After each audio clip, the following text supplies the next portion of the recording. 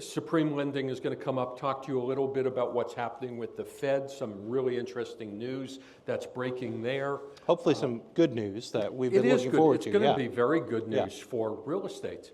We're then going to look at national stats. The reason that I always look at national stats is because this is what your prospects, your friends, your sphere, people you run into at a bar or a restaurant, it's what they're reading. It's what they're hearing on TV. It's absurd numbers that are meaningless, but you need to know how to talk to them. And the joke that I always use, it would be like turning on the Weather Channel and seeing a report that says it's 72 and sunny in the United States today.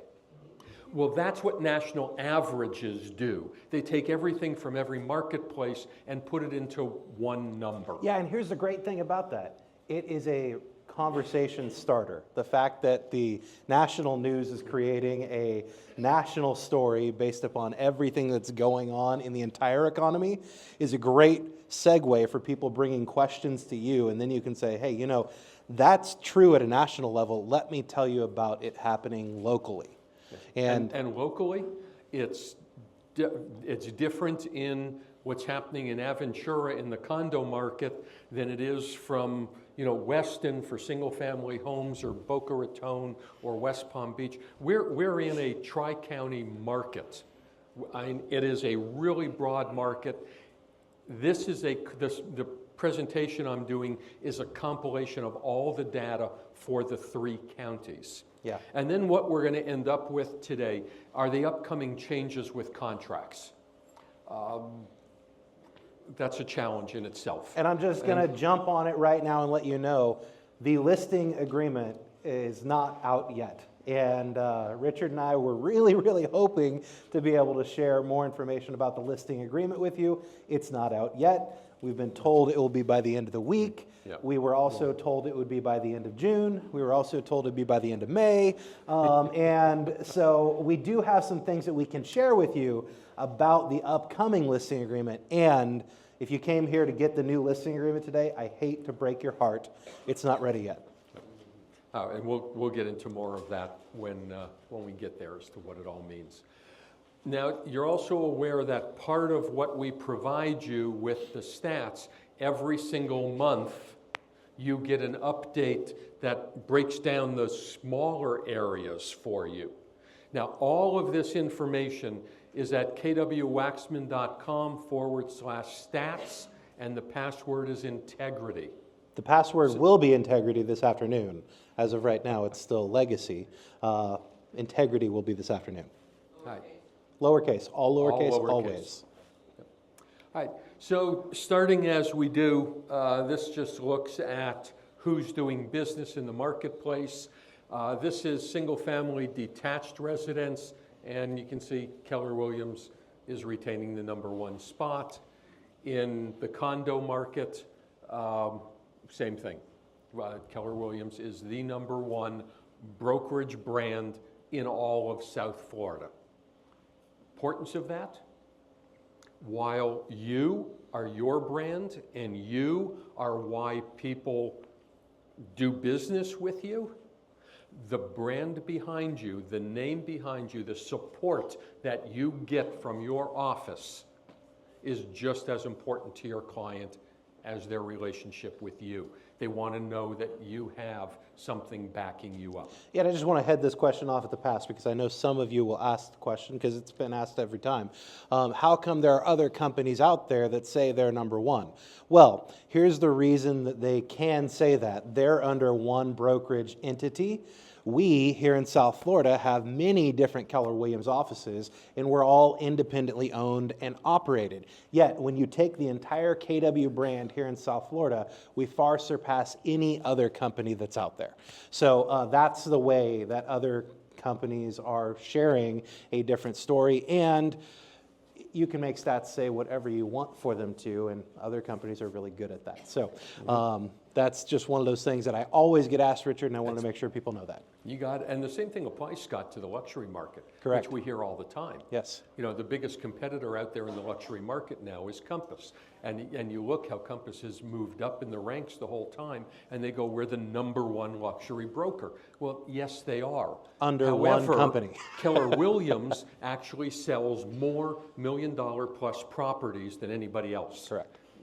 We just unfortunately don't do a really good job of telling our story as a whole. There you go. Because we are all individually owned and operated offices. Yeah. All right, so this slide, single-family homes, is one of the slides that I would recommend you print out and you keep in your listing presentation. This gives you a really good summary of what's happening in the market. Now you're looking top left. Year-to-date sales down 2.7% versus last year.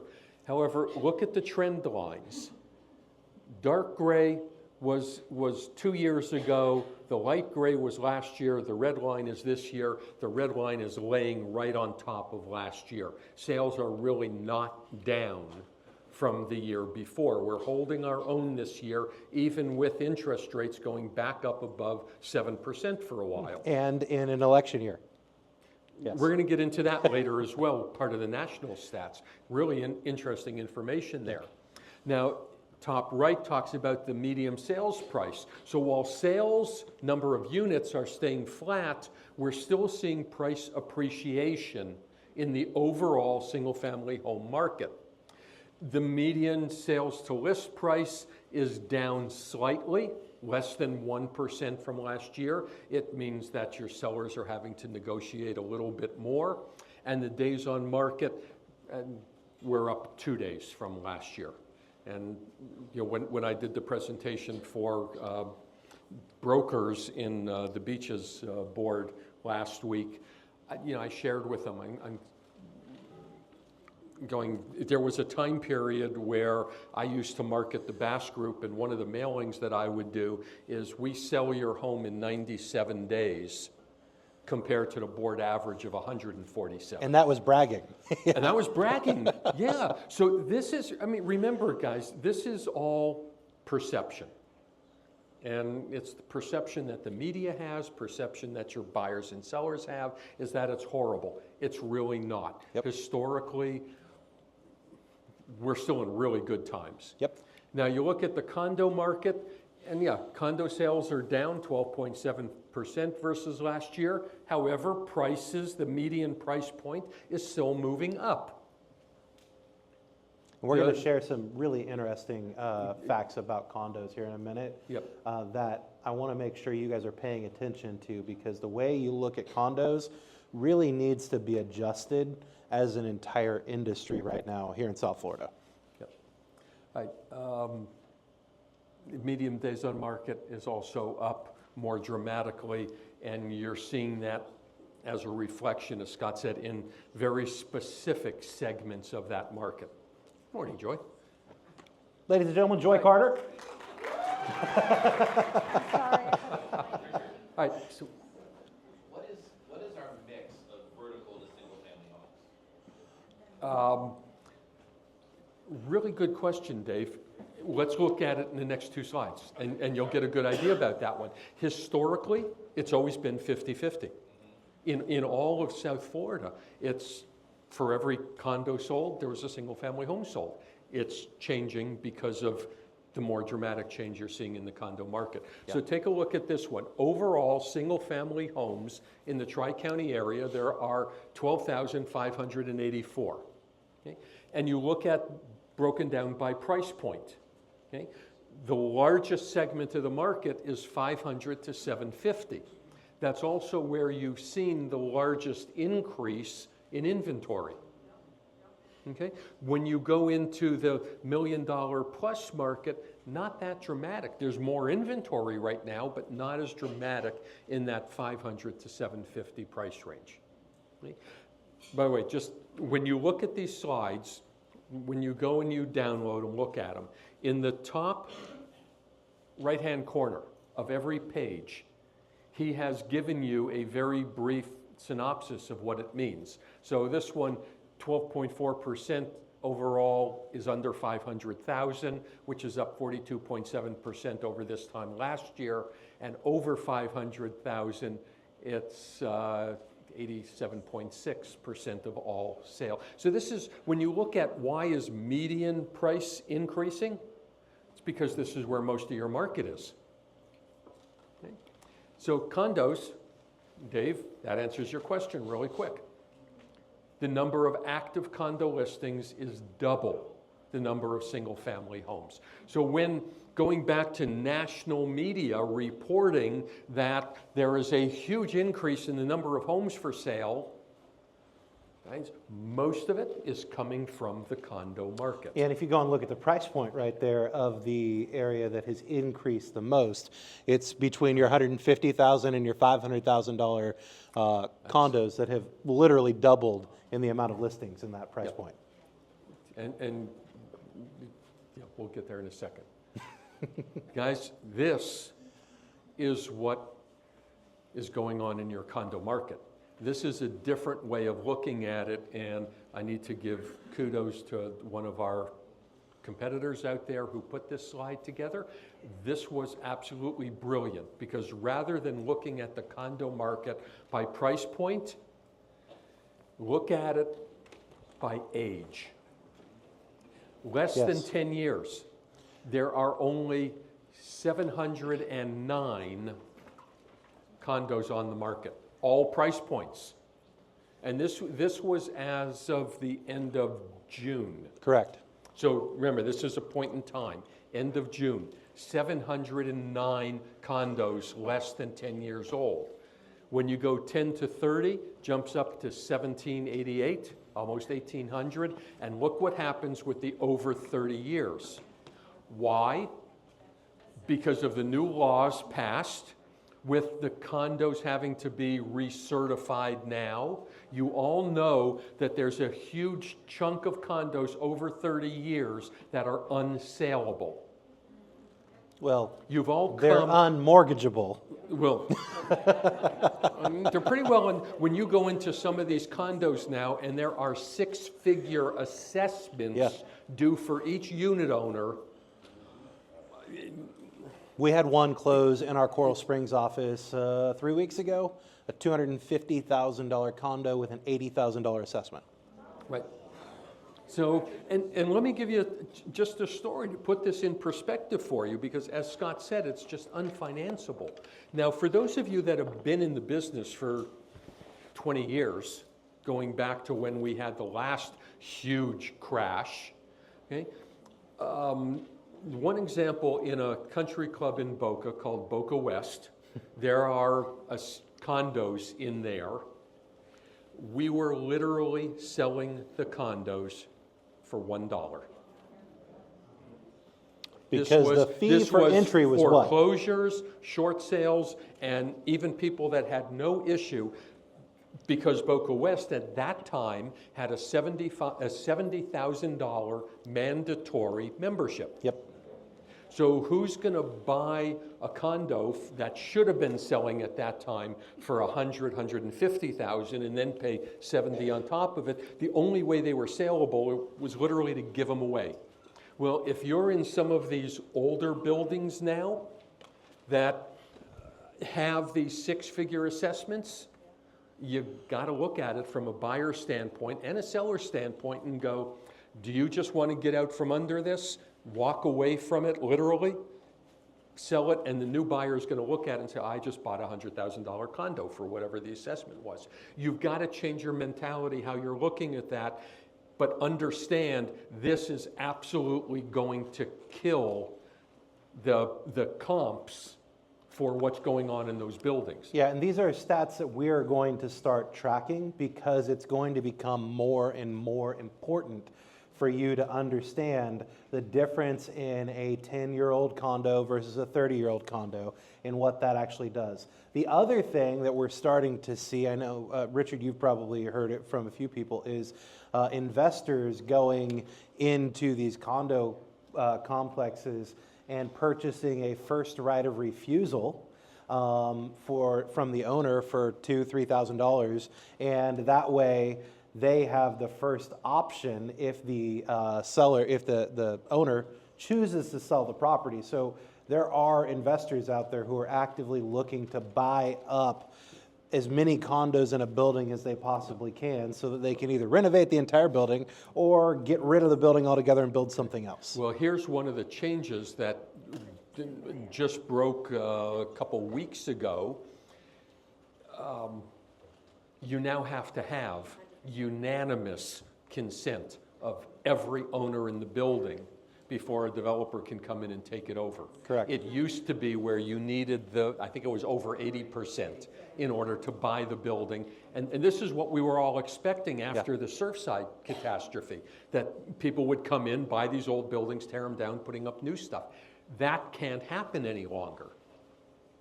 Okay? A couple of quick questions here.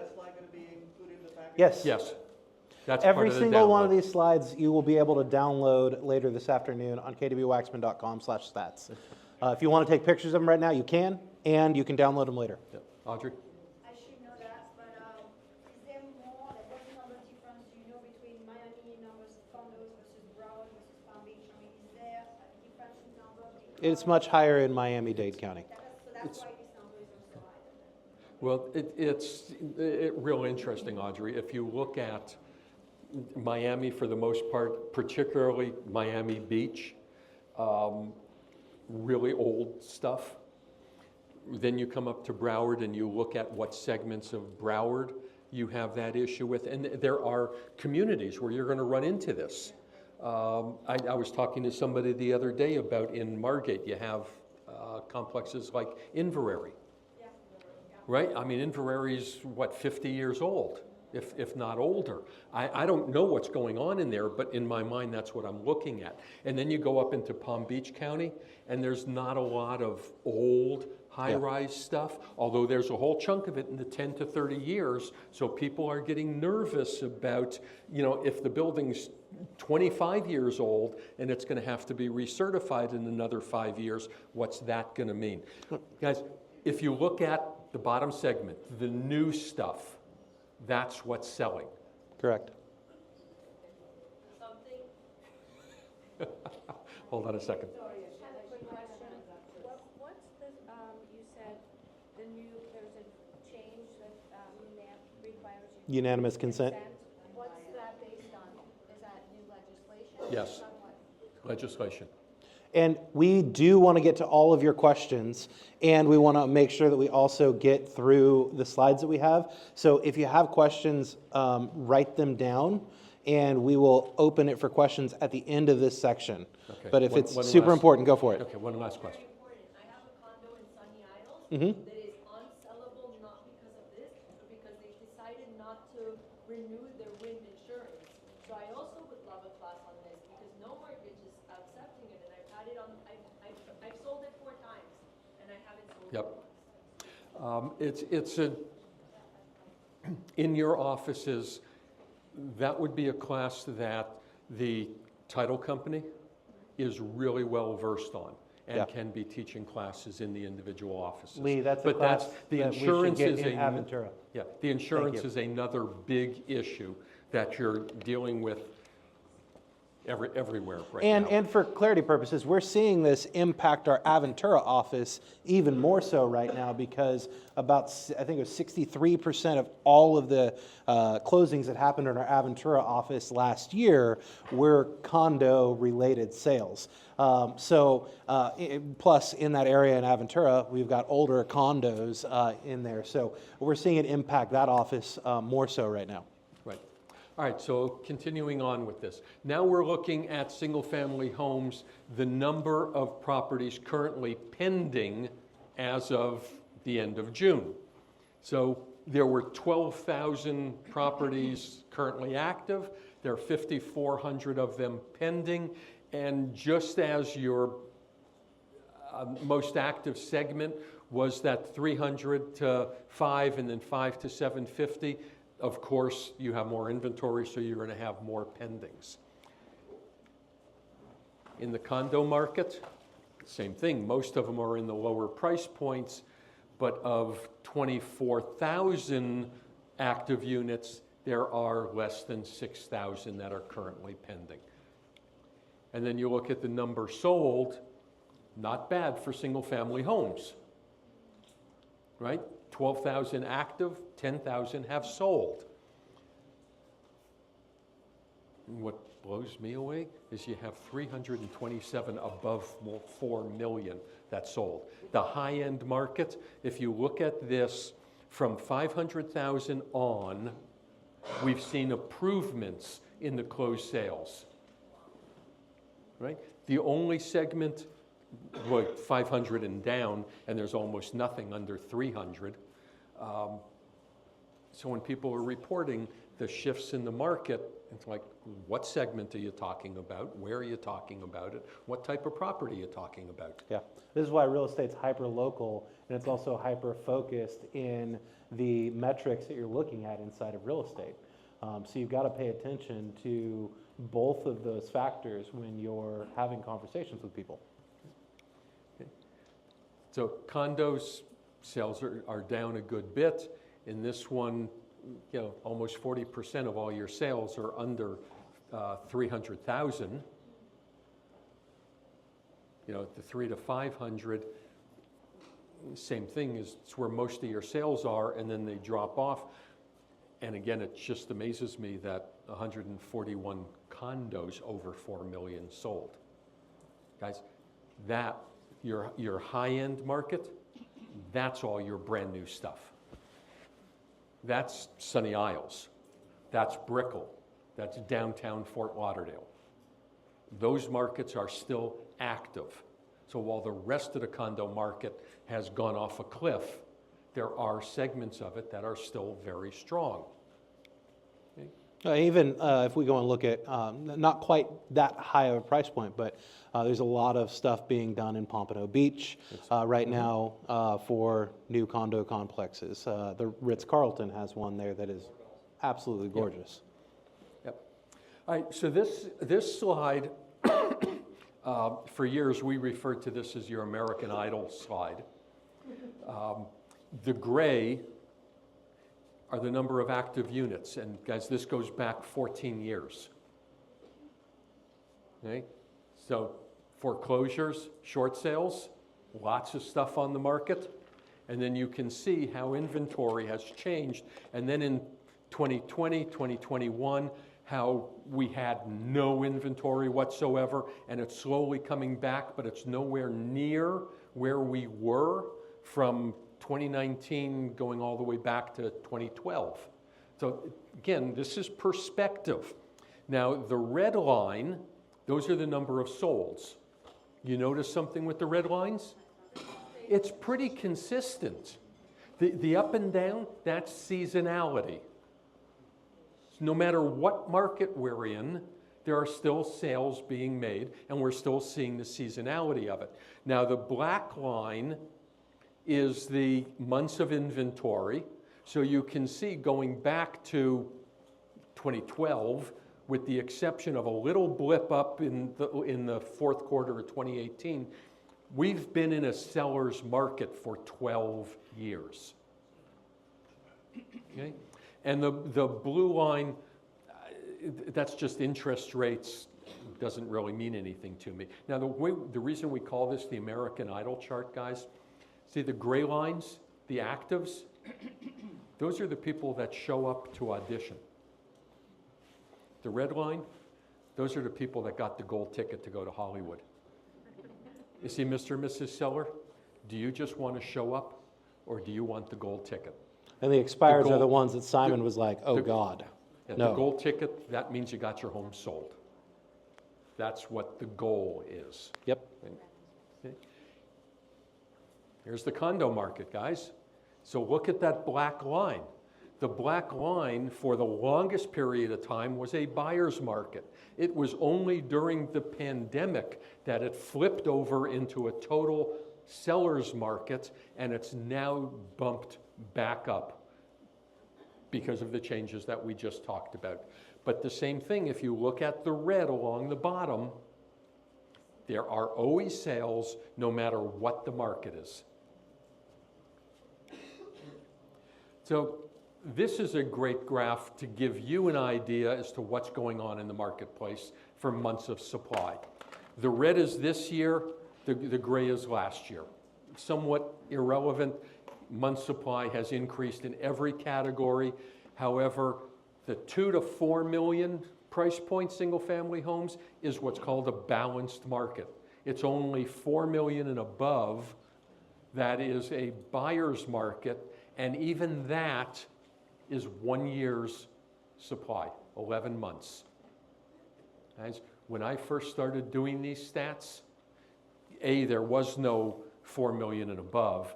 He stopped at 1 million and above, and we looked at that. How long and you been doing these, 1 million Richard? and above, going back then, was 3 to 4 years of inventory. This is a phenomenal market right now, even though that's showing a buy side. And in condos, totally different. Okay? Other than your 3 to 5 million, which is still slightly a seller's market, everything else has flipped into a buyer's market. So even when you look at your high end, 2 to 4 is 12 months of inventory, 4 million and up is only 15 months of inventory. Guys, I mean, Lee, you're well aware of it. 3 years ago, 4 years ago, that was 60 months. You had 5 years worth of inventory in Dade County. I'm not hearing too many complaints. So this is looking at the percentage of the original list price. Overall, 95%.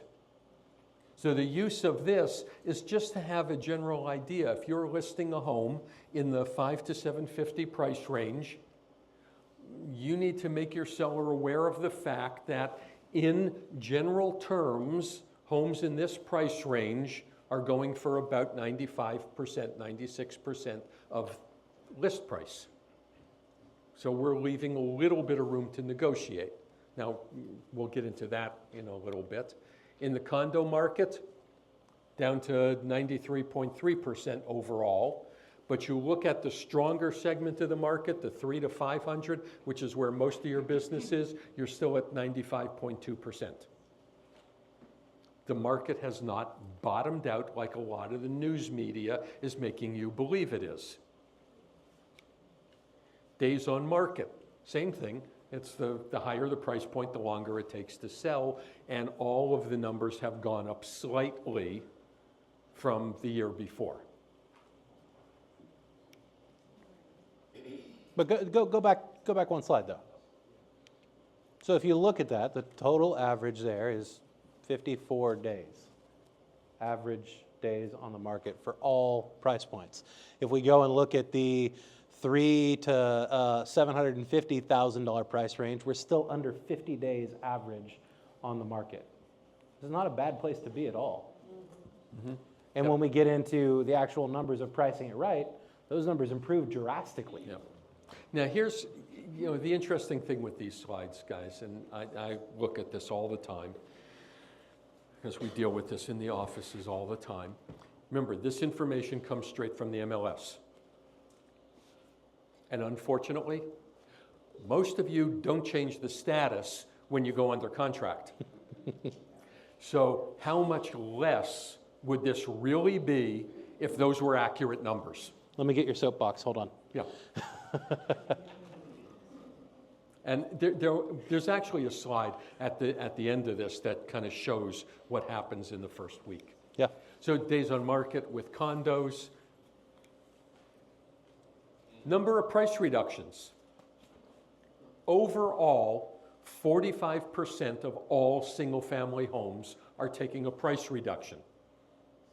When you go $1 million and above, it's actually over 50% of them are taking price reductions. Now that's up 5% overall from last year. Why are there so many price reductions? We'll answer that in a minute. So condos, not a little bit worse, but not much. 50.8% of all condos are taking a price reduction. Interesting slide, because a lot of agents, will come to us and go, well, I've got to take a price reduction, but how much should I reduce it? The percentage to me really isn't important more than the specific price point that you're at. Yeah. You know, if you've got a listing that's at $749,000, which is a stupid number, and you want to take a price reduction, what are you going to reduce it to?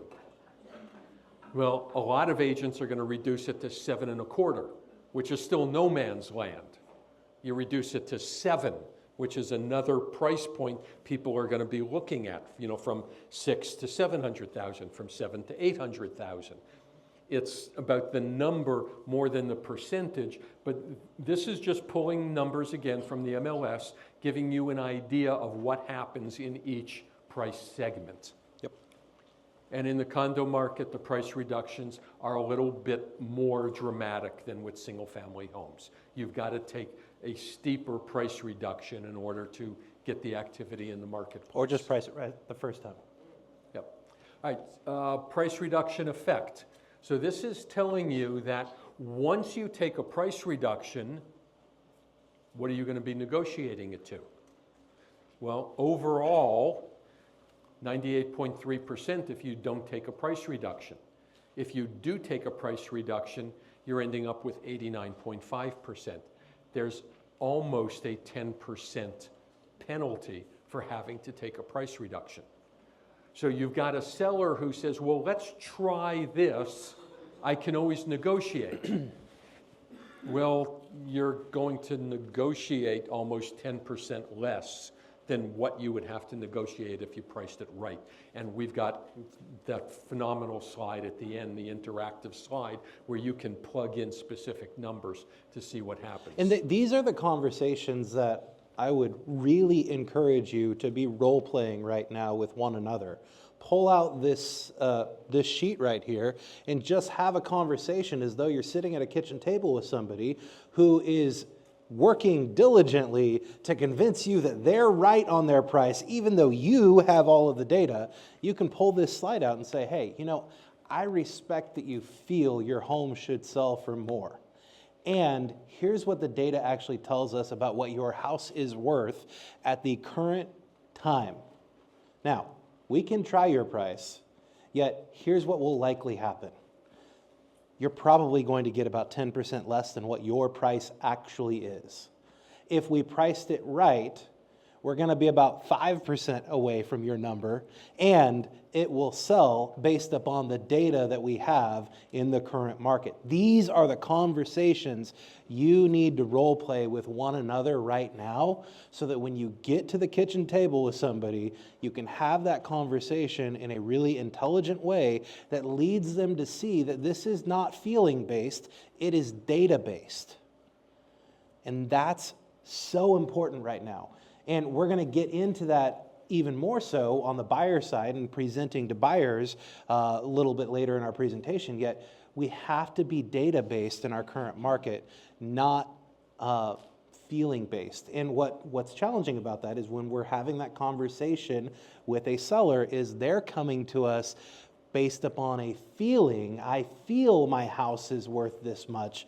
And the only way to combat feeling or emotion is with logic, and data is logic. We just have to know how to have that conversation with them that leads them to see, hey, you know, while I may feel this way, my feelings might cost me a lot of money if I allow that to be the determining factor in making this choice. Condo market, overall, it's the same thing. It's a 10% difference between pricing it properly and having to take a price reduction, what you end up netting out. Price reduction effect based on the new price. So you have a $750,000 listing, you'd end up with the 95%. You take a price reduction, and in that price point, you're now going to be negotiating it down another percentage point. It's the average of that first slide and this one that gives you the overall numbers that you looked at. Condo market, again, numbers don't change an awful lot there. This is the big difference. If you have to take a price reduction, is how it affects your days on market. Pretty darn dramatic, isn't it? You know, you price it properly, it's going to sell on average 26 days. If you don't, you're going over almost 3.5 months. Best price reduction is before you put it. Bingo. She said the best price reduction is before you put it on the market. Absolutely. And in condos, same thing. You go from 1 month to almost 4 months on average. And you'll see how all of this ties together in a short while. Guys, this is expired listings, expired and canceled. 37% of all single-family homes never sell. Add that to the 45% that had to take price reductions, you've got, my math sucks. You've got 70-some% of the entire marketplace starts off being priced wrong. Yep. And If nothing else from these stats classes, this is what I need you to understand, and for you to be able to convey that in clear terms to your client. Goes back to the American Idol chart. There's a reason why gray is that big and red is like that. And remember, every single one of you has access to the expired data and the expired listings for all 3 counties that's uploaded at least once a week on kwwaxman.com/stats. So make sure you're going and utilizing that, because there's a huge opportunity out there for picking up expired listings. And remember, those are people who have already raised their hands. They're upset that it didn't sell, and having that logical conversation with them as the second agent is a whole lot easier when you're just presenting them with the data and showing them, here's what you need to actually do right now to sell your house. Yeah, Lee. Every Monday, I teach Ask Lee Anything, 10 a.m. Everyone's invited. I built my real estate business prospecting expired listings. So if you'd like to leverage the telephone in building your real estate business with, and we're going to go to condos in a second to see how many expire, come to the class, ask me questions to what you're hearing on the phones, and I'll give you what I leverage and built my business on. So. And they can log into that via Zoom as well at kwmiaftl.com. Every Monday at 10 a.m.? Every Monday at 10 a.m. Every Monday at 10 a.m., kwmiaftl.com. And Lee and I got to stand next to each other for a while on the phones. He's pretty damn good at it, so take advantage of that opportunity. Right. So in condos, almost half of every condo listing expires. Now here's my question for you guys. Have any of you ever gone on a listing appointment where the seller is saying, I really don't care if I sell or not. Let's just price it at this. They're calling you because they want to sell their property. No one wants people coming and going through their house, through their apartment, just let's see what happens. It's like showing up to a Sell. date at the very beginning and saying, I really don't care if we have a second date or not. Yeah. It's not a very good presentation. This is, to me, this is the failure of realtors being able to have a proper conversation with their sellers right up front. Because And if you have a seller that's not realistic, why are you wasting your time and effort? And while the market has gotten more challenging, as the data shows us, for us as professionals, it should have actually gotten easier for us to have the conversations, because we have data that shows us what it takes to sell a house right now. Now, if we went back and we looked at 2021, when we were in the peak of 2.75% interest rates and 345 people lined up at an open house, at that point in time, it was literally just throwing a number up at the wall and seeing which one stuck. It's not that way right now, and that's actually a blessing to you, because you can have data-driven conversations to lead people to the ideal outcome that they invited you through their front door for at the very beginning, which is getting their house sold. All right, so the next couple of slides I'm going to go through fairly quickly. These are somewhat easy for you to understand. This is a summary of the entire market. Single-family homes, it's showing you 10,000 closings, average what the sale-to-list ratio was, days on market. If it took no price reduction, if they took a price reduction, bottom line is you want your client in that green box. It's in the market, chase the market, chase the market, really chase the market. And then it breaks it down another way for every 100 listings. So this is just looking at percentages.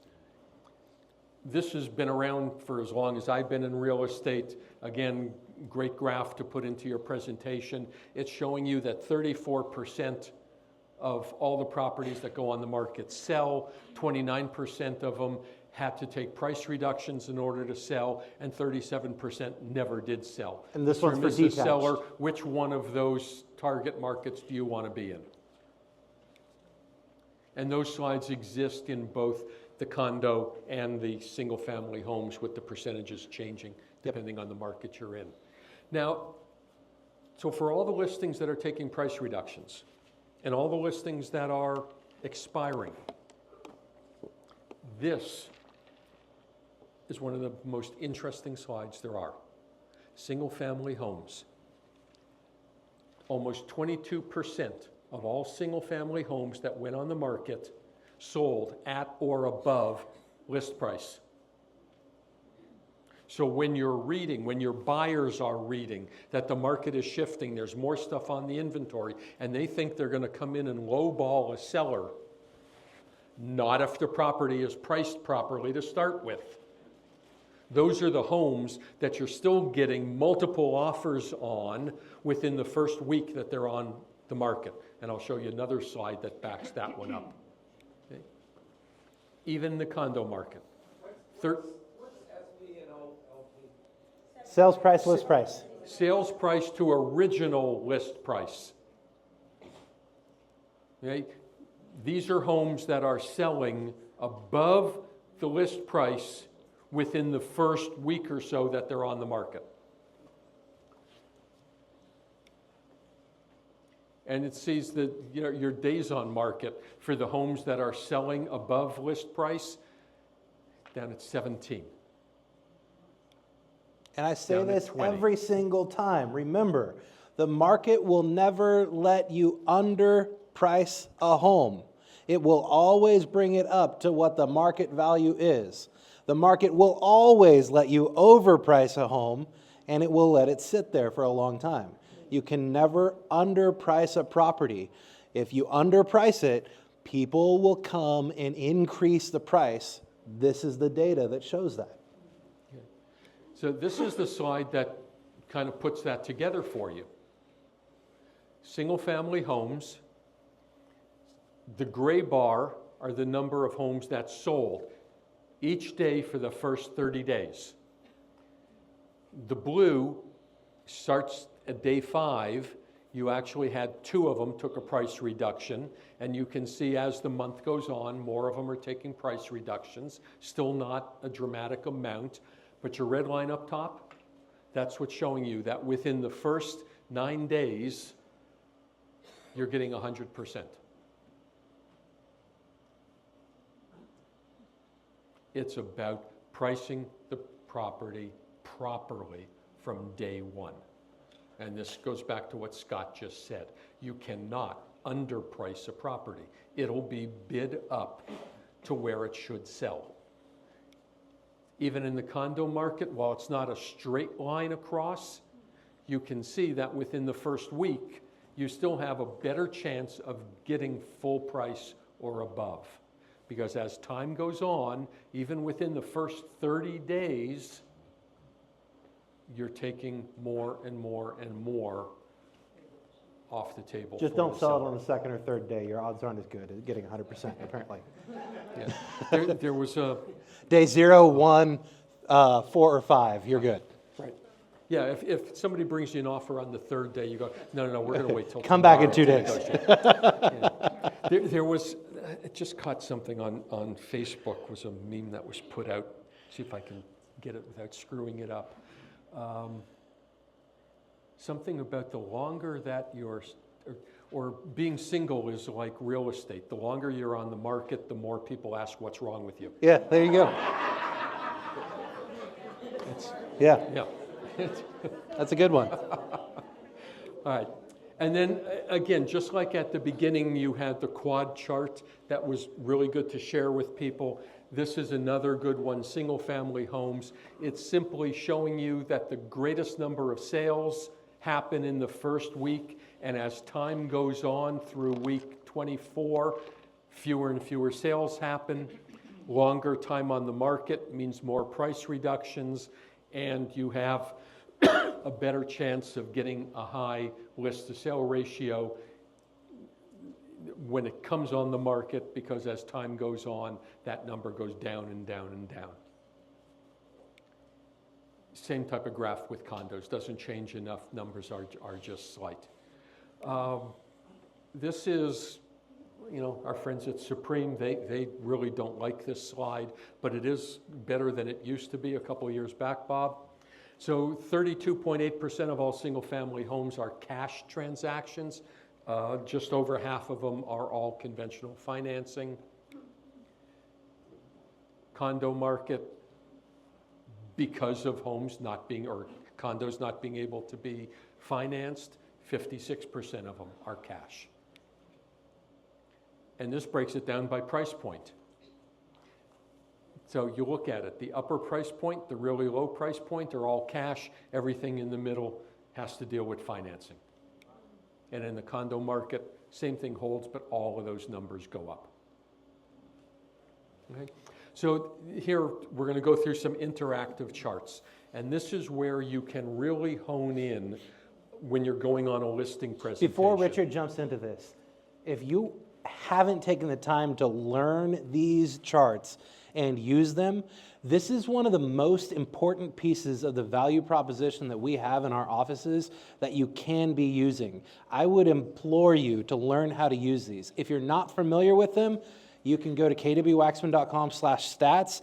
I have a video down at the bottom where I walk you through how to use this chart.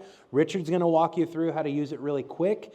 And I promise you, if you use these, your conversion rate on listing appointments for people who are considering pricing it wrong is going to be 95% of those people will choose to list with you when you walk them through the data in the way that Richard is right now. This is about being the expert. It's about being the economist of choice for your client. And no one else has this. If you have any question about how to use this, there's a guy sitting in the front row right here. Yeah. Steve has Matt- one. Matt Steve has used these numbers since we started teaching them years ago. Yeah. Steve has one thing he wants to add. So real quick, from a coaching point of view, for agents that are newer or agents that are seasoned yet numbers challenged, the more you understand these, the more confidence you have going into your lead generation. And when you have some of these stats pulled up while you're doing your lead generation, you're able to keep the people on the phone longer. So I don't know why anybody wouldn't be studying these charts. This is the most important thing ever. Yeah. Now, Steve, for you, for Tara, the rest of the PC coaches, the leadership, this is about understanding the market. There are very few of you that delve into numbers the way I do, want to interpret them the way I do, looking at what's causing the numbers. Most of that's irrelevant. This is about showing and sharing the numbers with the people you're talking to and knowing how to have a conversation with them based on the numbers. Richard loves numbers so much that I got him a coffee cup that, and he loves spreadsheets too. I got him a coffee cup that says "Freak in the Sheets," but it's got spreadsheets on it. Yeah. You'll never look at Richard the same. Yeah. You're welcome, Richard. Actually, the funny thing is I really hate numbers. I just like understanding what they mean. Whatever. Okay, so with these charts, guys, okay, you need two things. You need PowerPoint and you need Excel. For those of you that are Mac users, you use the need equivalent numbers programs. and No, Pages is not. Numbers and Keynote, thank you. Numbers and Keynote. Okay. Yes. So you see where the yellow boxes are? That's what you can go and customize. So this is single-family home, but this exists in every one of the presentations. So I picked a price range of $500 to $750 for Broward County, and it goes back into the MLS numbers and pulls out specific for that price point in that area. So it's showing you there were 1,282 closings, 96.5% list to sell, and then it goes through the chart the same way as it did before, showing you exactly what it means if you price it properly, 99.1% and 20 days on market. Same thing with the more simplified chart. And this one I did 300,000 to 500,000 in Palm Beach County, and it's showing you that 44 had no price reduction, or 58% in that price range, 99.3%, pretty well as close as you can get the full asking price in 14 days. In other words, you take a listing in the 300,000 to 500,000 price range in Palm Beach County, and unless you're a total moron, you're going to have it sold within the first week or two. This, of the entire presentation, to me is the best form there is. Yes. And you can see, again in yellow, you can customize. So I picked Broward County. You're on $1 million listing appointment. And the seller's saying, well, let's try $1,099,000. So I want to leave myself room to negotiate. It's only 10% above, what you're saying. Well, let me show you what can happen based on the statistics of what's happened in our MLS for the last quarter. See, $1,099,000, if that's overpriced, it's going to sell for 84%. It's not the 10% you think you're leaving. It's actually going to take a price reduction, go for 84%, and it will take 194 days on average to sell. Remember, this is pulling it directly from the data that was in the MLS. This is not your opinion, this is data-driven. If we price it at $1 million, like I had said before, like Scott had said before, you cannot underprice something.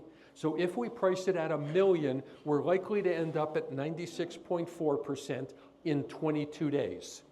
What does that mean? Well, pricing it $99,000 lower could mean we'll end up with $40,000 net more. But the big difference is we're doing it in almost 6 months less. What is the cost of those 6 months? Well, for a $1 million property, I'm estimating about $500 a month in utilities. Insurance, taxes, maintenance is probably low at $4,000. Mortgage, $2,500. Housekeeping, yard, pool, etc., another $500. It's costing you, Mr. and Mrs. Seller, approximately $7,500 a month. Times 5.7 is another $43,000.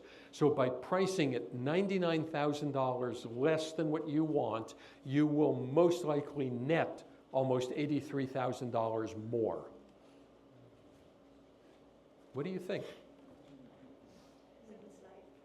It's a good slide, right? Yeah, and all you have to do is just drop in the numbers. If you're at a listing presentation with them and they are saying, I really think we should be at $100,000 more, you can put in these numbers right in front of them and show them exactly what it will do to their price, what it will do to their net, what it will do to their lifestyle. And then the question it becomes, all right, Mr. and Mrs. Seller, if you had $83,000 more, what would you do with it?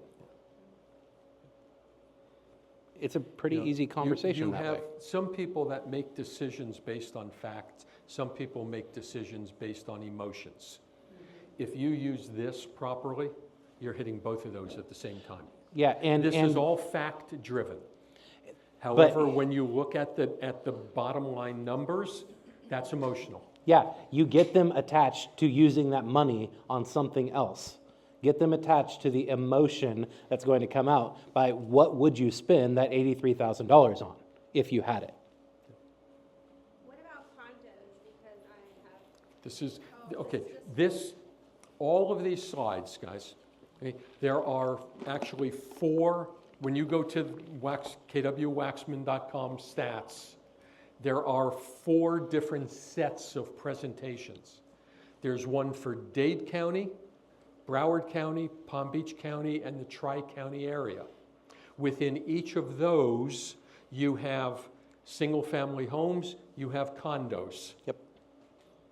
Okay? So this form is for condos as well. Just This make sure you're on the presentation for condos specifically. Now, each of those forms is both in PDF and PowerPoint. You're going to want to So make download the sure PowerPoint you use one. PowerPoint so you can pull out specific slides. So this slide exists in each one of those presentations, depending on what you're doing. If you're going to list a condo and you know that you should be listing it at about 750,000, you're going to want to pull this up for the condo market where you're going, and you're going to put in the price range for the 500 to 750, and it's going to run the numbers for you to show you exactly what happens.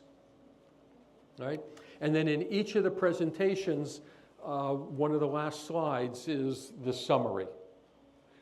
This is the one, you don't want to share this with your buyers or sellers. This is really for you to help you understand a little bit better what's going on in the market. overall. And with that being said, I've taught this in a few different classes recently.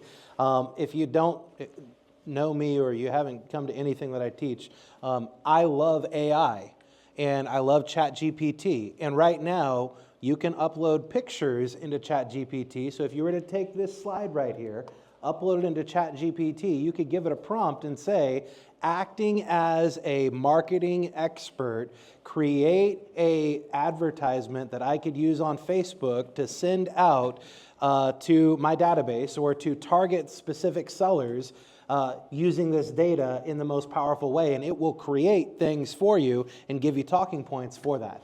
Or you can create just different advertising pieces that you want directly through ChatGPT by uploading this slide alone right here and just saying, acting as this, give me this result for sellers, or acting as this, give me this result for buyers, and it will create custom marketing for you based upon all of the information that is in there. All right. Any questions about this segment of the presentation so Again, far? now is the time when all you guys had your hands up earlier. Feel free to ask any questions based on this part. Okay. Wait, well, hold on. sorry. You're moving a little fast, Richard. Calm I didn't down. see a hand. Lee? All right, so there was a slide back that was the year-over-year month supply slide. It was probably in the first quarter. And when I saw that slide and coaching with the agents in Aventura and really all around the country, it's important to understand that a market shift is like turning a cruise ship around in a bathtub. It happens gradually, and then suddenly the media catches on and we're already in it. And so when you showed the slide of the month supply of inventory, in all segments, month supply of inventory has gone up. Still, in the single family market, we're still in a seller's market in almost every segment. However, if you look at the months, when you go back and look at that slide, month supply of inventory has more than doubled in every single price point. So what does that say to me, or what do I see? And so when I'm coaching with agents, it's time is not on your side. Meaning, when you're on the market 2 or 3 weeks and you do not have any offers, the market, based on month supply of inventory, is telling you that the market has already said no. Correct. You do a price adjustment as you were coached today to do, you will be in the next segment and you will sell because the same amount of homes are selling month after month, year over year, and that's important because the same amount of units are selling. The market is not slowing down per the stats. Inventory is growing because agents are not skilled in getting price adjustments. So your ability to get a price adjustment, your ability to convey value in getting a price adjustment will be a key determiner in your ability to sell real estate fast, quick, and use that as statistics. Because the best marketing that we can do is take a listing, price Yep. And that's what that statistic showed me to show you, is that month supply of inventory has doubled in every single segment. Time is not on your side with listings. That means that the market will not catch it. You must get ahead of it and get in that next price range. Yeah, and here's one of the things, Lee, that you and I started working with your team on a long time ago. Now, it's over a year ago now, the turn, which is something that I learned in the car industry for the longest year and a half of my life when I first moved to Texas. And it's basically this. How many of you guys have children? Okay, great. How many of you guys have other people in your life that you're influential over? Everyone's hand should go up for that. All right, so here's the thing. I've learned with my kids that I can tell them the same thing over and over and over and over again. And sometimes they just don't get it. And then one day they come home from their friend's house and they're like, oh my gosh, you're never going to believe what so-and-so's dad told me. And I'm like pulling the hair that I have left on my head out because it's like, oh my God, I've been telling you that forever. Yet I have to smile and say, that's awesome. I'm glad you learned that. And then my wife and I have a conversation later. It's like, can you believe these kids? And so here's where that turn comes into play. If you're ever in a position like that, where you feel like they're just not getting it, they don't understand, sometimes you just need that second person to come in and tell them exactly what you've been telling them. And I've offered this before. I know Lee's offered it before. I'm sure Mark would be willing to do it for you as well. If you're ever in that position where you can't get that price reduction because of something going on in that conversation, pick up the phone and call one of us. We are happy to help. Lee. We have successfully executed this multiple times in Aventura. Multiple times where agent in our office, top 20%, have just gone up against their seller, and the seller has said, no, no, no. They got me on the phone. I spoke to the seller, used scripts that I've used for 18 years, and helped the seller self-discover that we must readjust to meet the market's expectations. Not drop the price, not do a price not a price reduction, but a price adjustment to meet the market's expectations. And the turn is simply reach out. We're here to help you. Like, we don't benefit holding inventory. We benefit selling real estate. So please use the turn as Scott shared, because together we're stronger. Yeah, anytime we can help you out, that's literally what we're here for, is to help you close more transactions. And sometimes it just takes that extra person saying, here's what you need to know. All right, were there any other questions? Yeah, Lisa. I think that's Lisa. Okay. Do you have any statistics that show, Lisa, loud. do you have any statistics that show the amount of times that a property is going under contract and falling out of contract at the current moment? In our presentation currently, we do not have that right now. No, because again, the problem with even trying to get that information, Lisa, is too many realtors don't change the status in the MLS. And It would then be put skewed back. data? It's like garbage in, garbage out. It's just one of those numbers that makes it extremely. If you're difficult to interested in look at. seeing it, just because, we can ask Jeremy to pull it for us. But like Richard said, some of it's going to be extremely skewed because many agents don't change the status at all. Yeah. Lisa, I can tell you historically, 20% of all contracts fall apart. That's historic. Whether it's changed dramatically now, I don't know, because again, people don't turn in contracts until after they've really gone hard. Well, I don't know if it was NAR or FAR, but one of them was reporting roughly 50% of the contracts in Florida are falling out of contract and having to go back under contract. I just wanted to see if those statistics were accurate in what they were saying. Yeah, and there's a storm coming that's going to hit the entire state of Florida. Really? Who cares? I would Work on your own. Now, let me go on, because, guys, Title Alliance is one of our sponsors today. in all of the years that I've been in the business, I've never worked with a title company that is as good as they are to help you keep transactions together. And as we move into this new phase of real estate, where you are going to be representing buyers as well as representing sellers, I cannot emphasize more that whoever you're representing, this is who you need to represent them. You can write into your listing agreement, you can write into your exclusive buyer brokerage agreement that, buyer instructs broker that Title Alliance will handle the closing. If you're representing the seller in Broward or Dade County, even though it's typical that the buyer picks and pays for title, you can have that discussion with your seller when you take the listing. And if for some reason you've chosen another title company and there's an issue going on, reach out to these ladies, they'll still help you. Make sure that the deal closes. You all know that when the other party is is doing the closing, how difficult your transaction becomes. And Lisa, this is one of the things that you're looking at. The more of you that use our in-house title company, the fewer contracts you're going to have falling apart because they work with you to keep it together. Now, the same thing applies to this next gentleman. Hold on. I've got to recognize Lisa Schuster for just a second.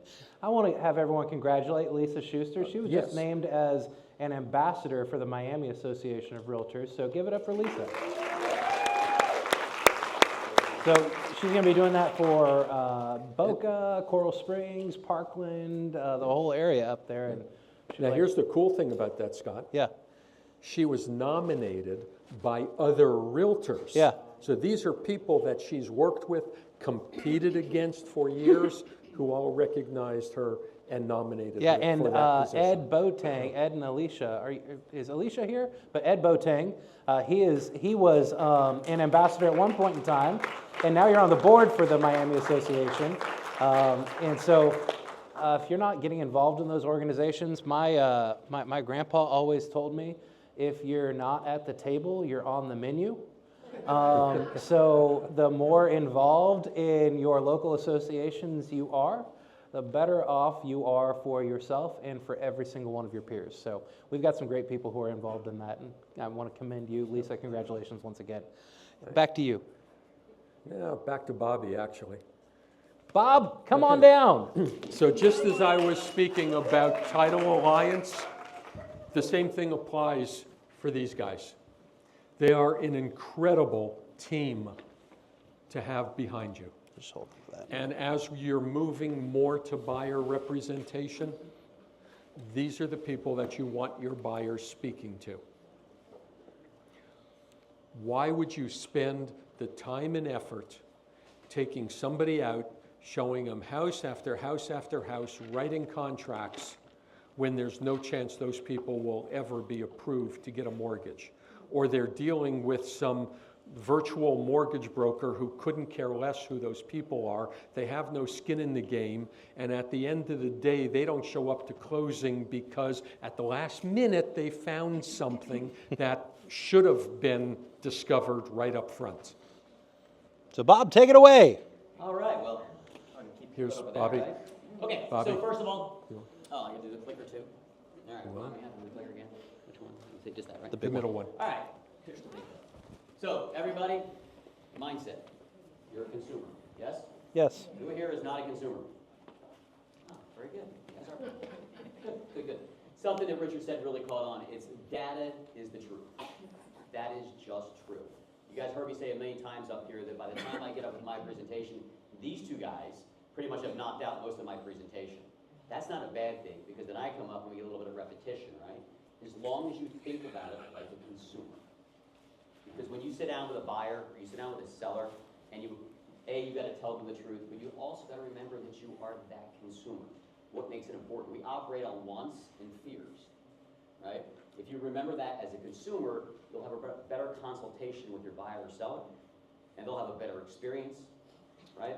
And then you'll close more transactions. So I think that's hugely important, okay? All right. I wanted to show you the team. That's me on the far right. I've been losing a little bit of weight. Yeah, So, you look like a stick figure. yeah, so I'm going with the red these days. I mean, I'm changing up. So I just wanted to show you guys, covering your 3 offices, we have a ton of loan officers, right? Why? Because we want to give you the availability to choose who you want to do business with from our team in your office that matches your consumers. Not to mention we need coverage, right? You can't be everywhere in the same place all the time, right? But we want folks in your office as being Johnny on the spot for you, making sure they give you the right answers and give you the best information. We do not have to be part of your transaction to help you with your transaction, right? That's important. If you're taking a condo and it's a listing, we can help you. They mentioned the pre-approval, right? What's the pre-approval? What does it look like? Why would you go out if you didn't talk to Supreme, right? So I'm telling you again, whether it's a buying or a listing, we're there to help you with it. Condos, forget about it. You want to talk to us and stuff like that, right? Because if in fact there's a segment of the condo business that's 50% cash, and you think that's true, what did you just do with your buyer pool? Cut it 50%. What if we stepped in and said, but we know a way to get that condo approved? What'd you just do? You increased it. You increased it 50%, right? What are the better chances of you getting a better offer if you increase it by 50%? So the chances of if you sit down with that seller and the agent comes in after you and they didn't consult with a quality mortgage banker and you did, who gets the listing? You don't have to be part of the transaction to help you with your transaction, okay? All right. I know you guys love these slides. After coming through Richard's stuff, I mean, this is it. Who was here in the beginning of the year with me? All right. Who joined this year, sometime this year? I have no idea what the rest of you were doing. Zero idea. Okay, so you might have heard me tell you in the first couple of quarterly meetings that Doug Dunn from Fannie Mae is predicting units to go up. Take a look, right? So if you look at existing single-family sales, take a look at 2023. Look at it rolling into 2024, and there we are, 4109, 2024, third quarter. Something unprecedented, predicting more units fourth quarter 2024 than the third quarter. Typically the fourth quarter slows down a little bit, right? Look at 2025. Good trend, right? Yeah. Look at the rates now. Rates trending down, okay? Free markets self-heal. And I think that's some of the stuff you all have been talking about, right? They self-correct. And so the idea that the inventory is building, whether it be in condo or single-family homes, self-correcting, right? The idea that we have some pain still in inflation. Anybody think prices are still too high? Yes. I mean, I'm talking groceries, right? I mean, you know, it's just, everything is just still too high. It's getting better, and that's the good news. And if you look at the media right now, they're sitting there and they're telling you, they're reporting news from like 6 months ago. You ever notice that? They're always like 6 months behind where the trend is. So I'm here to tell you today, get on it, take this information, and get moving. Because you see those units? Who here wants to be part of those units? Show of hands. Come on now, give me all the hands, please. All right, you folks who didn't put your hands up, Richard, go talk. So, on the rate side of it, I sat with you folks the last time when I was in here and I said, hey, look, I see a downward trend in the rates, and I see it's going to keep coming as long as we see inflation, right, coming in line. And what's the biggest report we get each month? CPI. What's the biggest report we get each month? The first one? I like it. Scott doesn't know the answer yet. Oh, Well, louder? Jobs report. Jobs report, right? That's out the first Friday of the month. We just had, to your point, we just had the inflation report. Where'd it come in? In line. In line. Last month jobs report, I dropped that video for y'all, right? Boom, came in line. More importantly, now the Fed is taking a look into the jobs report and start to parse out some of the stuff that's real, some of the stuff that's real but not really that important, right? And figuring out that there's a real softening in the job market right now. And honestly, that's what you need. You need a softening job market, which takes down demand, which makes retailers bring down prices, and that's where we sit today. And all that's baked into the interest rates. Beginning of the year, the Fed came out and said, what? We're probably going to drop rates 5 times. That was probably the worst thing they could ever do. yep. Right? Because everybody, all of a sudden, we got real busy for 30 or 60 days there, and then until they realized that inflation was still there, right? And then all of a sudden rates went flying back up for longer, right? So this time they predict there's probably going to be a drop in the rates in September and maybe one in December. I'm actually a fan of those interest rates as long as we get a good jobs report in August. I think they're going to come down a little bit quicker. Affordability, anybody hear that one about housing right now? Affordability? What's the number one driver of affordability of housing? It's interest rates, right? For every $1,000 of finance that I do on a sales price, it saves you about $7 a month. Yay! That's not making or breaking anybody anytime soon. If in fact you have room in your sales price, you guys should be looking at 2-1 buy downs or buy downs on interest rate. I can show you where a 2-1 buy down would save you over $300 a month, whereas the same scenario would save you $70 a month from an affordability standpoint, right? So, and that's happening. Now, you might ask, what about the trend then, Bobby? What happens because we're going to pay that buy down, right? And then 2 years from now, rates should be lower, and we'll have to refinance. That's correct. But the money you pay for the buy down sits in an escrow account. So let's say a year from now, rates do bottom out. When you refinance, any money you didn't use from that buy down goes right back to the buyer. Think about your listing, advertising your listing, $300 less on the payment. And never guarantee that rates will go down. Why don't you talk to me first? I mean, just kidding. Don't put me there.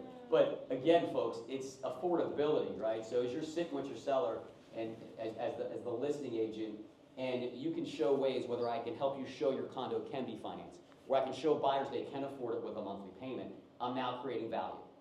I'm creating a real conversation when an agent comes in. I'm creating a real conversation with the sellers. I'm the expert. Then you piggyback, Lee, I love what you were saying, right? You piggyback that into the conversation and all the stats that you have, you'll win more sellers. You'll win more buyers.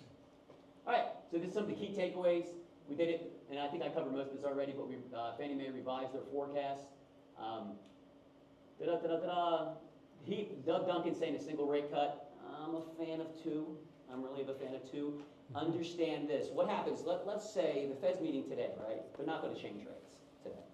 Let's say they did. What would happen to the market? Okay. So here's what happens is mortgage interest rates move ahead of the Fed decision. So the assumption today from the Fed is 0. As long as that happened, interest rates will be flat. So today the 10-year bond, which tracks the interest rates, flat, like 0.01, right? If they raised rates, all of a sudden, what would happen to mortgage interest rates? They would go up, right? So it's the surprise. If they suddenly just dropped rates, right, the overnight rate, what would happen? It would go down. So it's about what the expectation is, right? It's about what the expectation is. All those mortgage bankers I showed you can have all this information. If you just need to get charged up to go on a listing appointment or go to a buyer appointment, sit down with them. Talk to them, right? Take your stats from Richard, from Scott, sit with the mortgage banker. You'll have a full 360 for a buyer or seller. And Bobby, we're already seeing the thought that September may have an interest rate reduction impacting the market today. Yep. So it's about an 85% likelihood that they're going to drop rates come September. So that's kind of priced in already, right? So now your data, again, what I would tell you is this, and this is where I tell the loan officers to reach out, or you reach out to the loan officer. First Friday of the month, you should expect a connect from the loan officer, saying, hey, this is what happened with the employment figures, right? Second week, third week, fourth week, there's each of those weeks, there's an inflation report, right? So it's usually about midweek on those. That's where you should get another update, right? Making sure right now, because it's important. Look, by no means do I want you guys to be mortgage bankers, but I want you to have the best information to make the best impression to serve your clients the best way, right? Okay, so here it is. Here's a prediction for the inflation. As you see, it's been coming down. The target's 2%. That's, debated in circles whether it should be a little higher than that. And as you see, there's some varied opinions where, Doug Duncan expects 1 cut, but the Mortgage Bankers Association is 2. I just have to tell you, rates move quickly, right? When they were going up, never in history did they go up so fast, right? And so I kind of think if the data continues in our way, or in our favor, we'll see a faster trend line down. I had to get something that looked like one of Richard's slides. Right? And so this is just back into your July, your origination forecast again, and it shows you in a graph, right, how you can see that the volume's going up. And I challenged you last quarter, stay in the business and have somebody else in your office help them stay in the business. Because here comes the good news. That your competition's been getting smaller. They've been going to work part-time jobs. They get out of the business, right? The professionals are stepping forward at this point. That's all everything's indicating at this point. Units grow, less competition, I don't know. Don't have to be a finance wizard to figure that one out, right? Here's the nice part. I told you last time that a healthy market has a refinance component to it. We've had basically zero refinances, okay? That trend's telling me the same thing I'm telling you about the interest rates. They'll be trending down. And a trend going on right now is cash out before the rates even go down. Why? Anybody know? Over $1 trillion of credit card debt. Just in this last month, we did 3 different refinances of over $100K cash out to pay off debt. Their rate was 3.5, but their credit card rate was 25. They saved $1,200 a month. So in that scenario, because if you let that debt roll too much, your credit scores are going to get super low. And by the time you think you're going to refinance, you're not going to be able to because your scores will be too low, right? So that's not a bad touch for your database right now. You know, doing a mortgage review, making sure the mortgage is working for you and not you for the mortgage. Let you talk to Bobby about that. If there's any indication you might need to talk to somebody. Because you want to reset their debt, because as this market kicks back into gear, then they might want to sell. Then they might want to buy that next property. But you got to make sure their financial health is in check. That credit card debt is out there. And average cost, probably 8 to 10K on an average refinance. You have to rationalize at this point, okay, so you might have to take cash out today. You'll save that money per month, so the blended rate's going to save you money. And don't worry, because in the next 2 years, your forever rate will get there again. We'll refinance you to the rate and term, right, once the rates get back down to those low numbers again. Supreme Essentials, who here has a website with Supreme Essentials? I think if you're a buyer's agent, you're trying to create value. I think this is very simple. It's a budget class. It's a credit class. It's really informational, simple, 20 minutes. You get your own website. You can promote it on your own social, right? I'm thinking home buyer journey's coming next. It's going to be added onto the Essentials. It should be coming up in September, August. And that's basically going to take them A to Z. You know, what's an inspection, what's an appraisal, something that's really user-friendly. If you have affluent customers, I don't want to take that class. I got an idea. You get a $1,000 credit if you do both classes. Have their kids take it. I think kids need to be educated on both what's important for credit and what's important Bobby, for go budget. next slide. Okay, so I got to go now because Richard says I got to go now. No, And, no, I wanted you to show them how they can customize that page for themselves. Oops. No, the next one, with that one. Yep. So if you want to So- scan the QR code, thank you, Richard. They would never go to see it if it was you. How's it look? Exactly. Everybody get it? No, take time. I'm in no hurry. I'll be here all day. Javi, as you're doing this, I got a couple questions for you. Sure. The first is, if interest rates are slated to go down, would that equate to a soft landing, as was talked about with the inflation? Is there a correlation question. between a double rate cut and a soft landing? Yes and no, but keep in mind the rate cut is more than just what a soft landing, right? So a soft landing basically just means we're not going to see a recession, right? That we're not, and if it is, maybe it's a soft recession where the prices pull back a little bit. I hate to say this, but I'm kind of a fan of that, because I think the consumer could use those prices. But any market that's coming into a soft landing or changing, right, to a recessionary piece is going to have job loss. That's the one characteristic it has to have. So it just depends. As these job numbers, the unemployment rate ticks up, they'll cut it. How much they cut it, Lee, will indicate whether they think there's going to be a recession or not. Well, Right now, they predict it should be a soft landing, which means not recessionary. And that's one of those things that he just pointed out that's important, because if you saw the CPI number, it was 2.9%. Now, the inflation number ideal target is 2%, yet it's not the only factor they're paying attention to. Because they're seeing a softening in the jobs market as well, makes them look at it and say, okay, I think we need to go ahead and make a reduction in the rates as well, because there's other things at play here. And so that's why CPI is not the only determiner of when they choose to make a rate reduction. Yeah, and the PCE, which is the fourth week of the month, that's the personal expenditures for consumers. That's the preferred gauge for the Fed. That's what consumers are out spending at this point. Problem is the savings rate's way down. In COVID, it was an all-time high. Now it's at an all-time low. And I think there's the net wages raised versus, what the cost of goods are, even in July, were 1% off to the bad side. And one thing that, like, if you don't pay attention to it, pay attention to some of the reports from what the car industry looks like, because repossessions are actually up they're up 23% compared to what they were last year, and they were fairly high last year. So that's one of those things that you've got to pay attention to, because when we're looking at consumer debt, not only is credit card debt included in that, auto loan debt is included in that as well, and the repossession market in the auto industry right now is actually where a lot of people are able to keep their cars for 6 to 9 months after they've stopped making payments, because repo drivers aren't in abundance and they can't keep up with the amount of repos that they're actually having to do.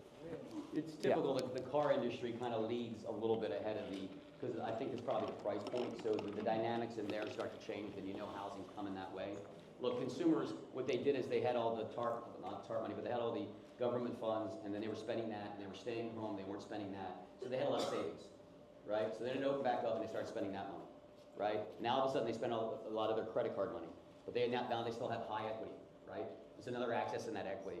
It's just a matter of time before it all catches Yeah. up. They want to maintain the lifestyle they got used to. Unfortunately, credit card debt is a way for people to do that.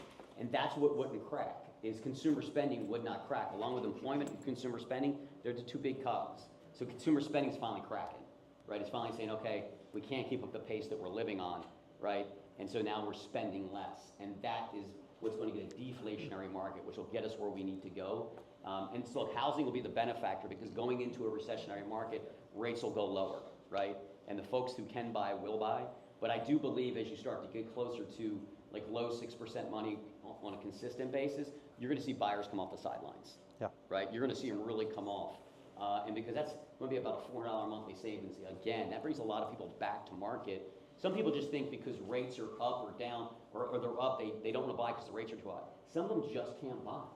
I can tell you, if I have 100 buyers today and I got a debt ratio maxed out at 50%, I probably have 75% of the people that are 49.999998.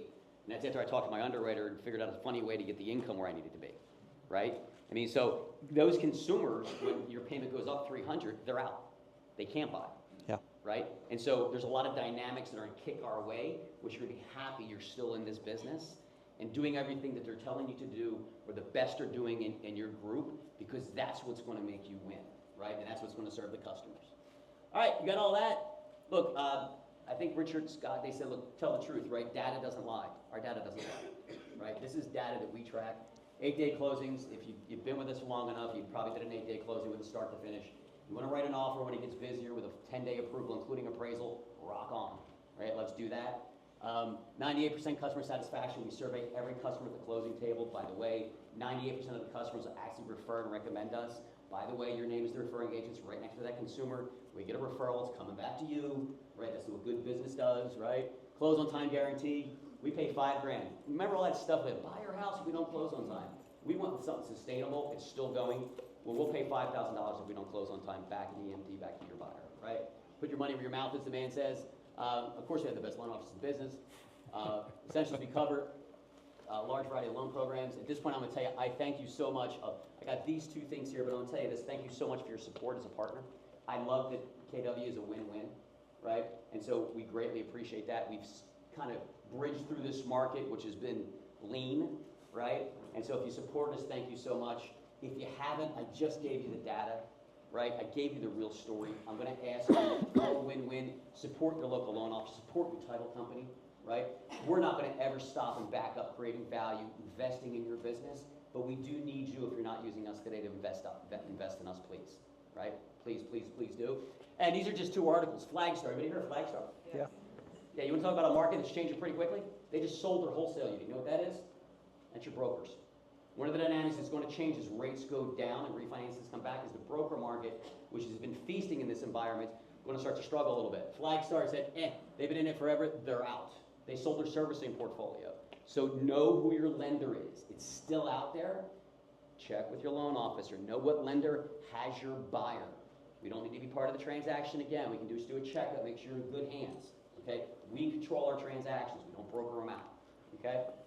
Oh, no questions, please, no questions. Thank you very much. Give it up for Bobby. We'll give that to Richard. Go ahead, Richard. Of course he has. Thank you, gentlemen. Thank you, Bobby. So just as I had commented before about Title Alliance, that as you're seeing a change in our business model with representing sellers and buyers, and you can write into your contracts that Title Alliance will be handling the closing, I believe you should be doing exactly the same thing with Supreme. When you're on a buyer presentation and you're asking them to sign a buyer-broker agreement, you should be having the conversation right then and there. And you can actually write it into additional terms that buyer shall be pre-qualified by Supreme Lending. You want to know right up front. You want your buyer to know right up front what the process is, so you're not nailed with any surprises once you go under contract. All right, so the next part of this, we're looking at the national market. And the question everybody's asking is what's the forecast for the second half of this year? Well, home sales for the last year and a half now, 2 years, have been at 30-year lows, right? We went from 2022 with doing approximately 6 million transactions to last year ending with just over 4 million transactions. And that's why when Bobby used the word recession, while technically we haven't been in one if we look at the entire economy as a whole, it's been more of a rolling recession affecting different industries. And I think we could all agree that we've seen quite a substantial decrease in our industry over the last 2 years, like Richard said, right? Mm-hmm. Yeah, and another industry to pay attention to, like I mentioned a few minutes ago, is the car industry, where their inventory is up substantially for almost every single brand out there. So likely that will kind of be the next industry that's paid attention to in a really substantial way. Yet, the data tells us overall as an economy we're not in a recession. Yet I think we could all agree we've felt some form of a movement in our industry that feels a whole lot like a recession. This is forecast for this year, which is interesting across all of the Fannie, MBA, NAR. They're all forecasting just under 5 million homes sold this year. Which is about an 800,000 increase over last year. Right, and yet you're tracking from the numbers you saw, single-family homes for down here are right on par with last year. Condos are down some, and yet by the end of the year, they're forecasting an increase nationwide. And that was the data that Bobby showed you, is like the end of this year is actually expected to be an increase compared to the first half of this year. Now this is, again, these people are looking at a whole lot of different numbers. One of them, of course, is interest rates, Mm-hmm. and we've got a slide with that in a little bit. But by the end of this year, you focus on your business, and this will be an incredible third and fourth quarter for you. Market's at an interesting point with rising inventory and lower demand. Lower demand, you've got buyers sitting on the sidelines going, I'm going to wait and see, going, I can't afford it at this price, I'm waiting for interest rates to drop, which is what's causing the slowdown in appreciation. Not depreciation, which is what a lot of people are reading and thinking when they read that sales are off. We are just seeing less appreciation. Yeah, and let's be clear. In some places in our country, there is depreciation going on. Austin, Texas would be one of those places that you can pay attention to and look at actual values of properties depreciating. Here in South Florida, we are not in that place. We're at more of a consistent, consistently being steady compared to last year, and we'll probably end 2 to 3% higher on average for every single price point. Yep. So the last comment in here, I put in italics. So Lawrence Young is the chief economist for NAR, and you know I always joke, for the years I've been teaching this, every time somebody is forecasting something, invariably they're wrong more than they're right. And he's saying invariably more inventory in a job-creating economy will lead to greater home buying, especially when mortgage rates descend. Well, yeah, we'll see things pick up when mortgage rates go down. However, as you heard from Bobby and you're reading in the news, the job-creating economy is part of what the Fed's looking at in order to decrease the rates because we're not growing the job market as much as we were. So it's kind of a mixed bag, and I'm going, yeah, we'll wait and see. Yeah. All right, so appreciation, you can see the change from Freddie Mac, which is forecasting 0.5% appreciation, to Fannie on the other end at 4.8% appreciation this year. In South Florida, we're actually running just over 5% appreciation across the broad market. Deputy economist for NAR, one thing that seems to be pretty solid is that home prices are going to continue to go up. Reason that we don't have housing inventory.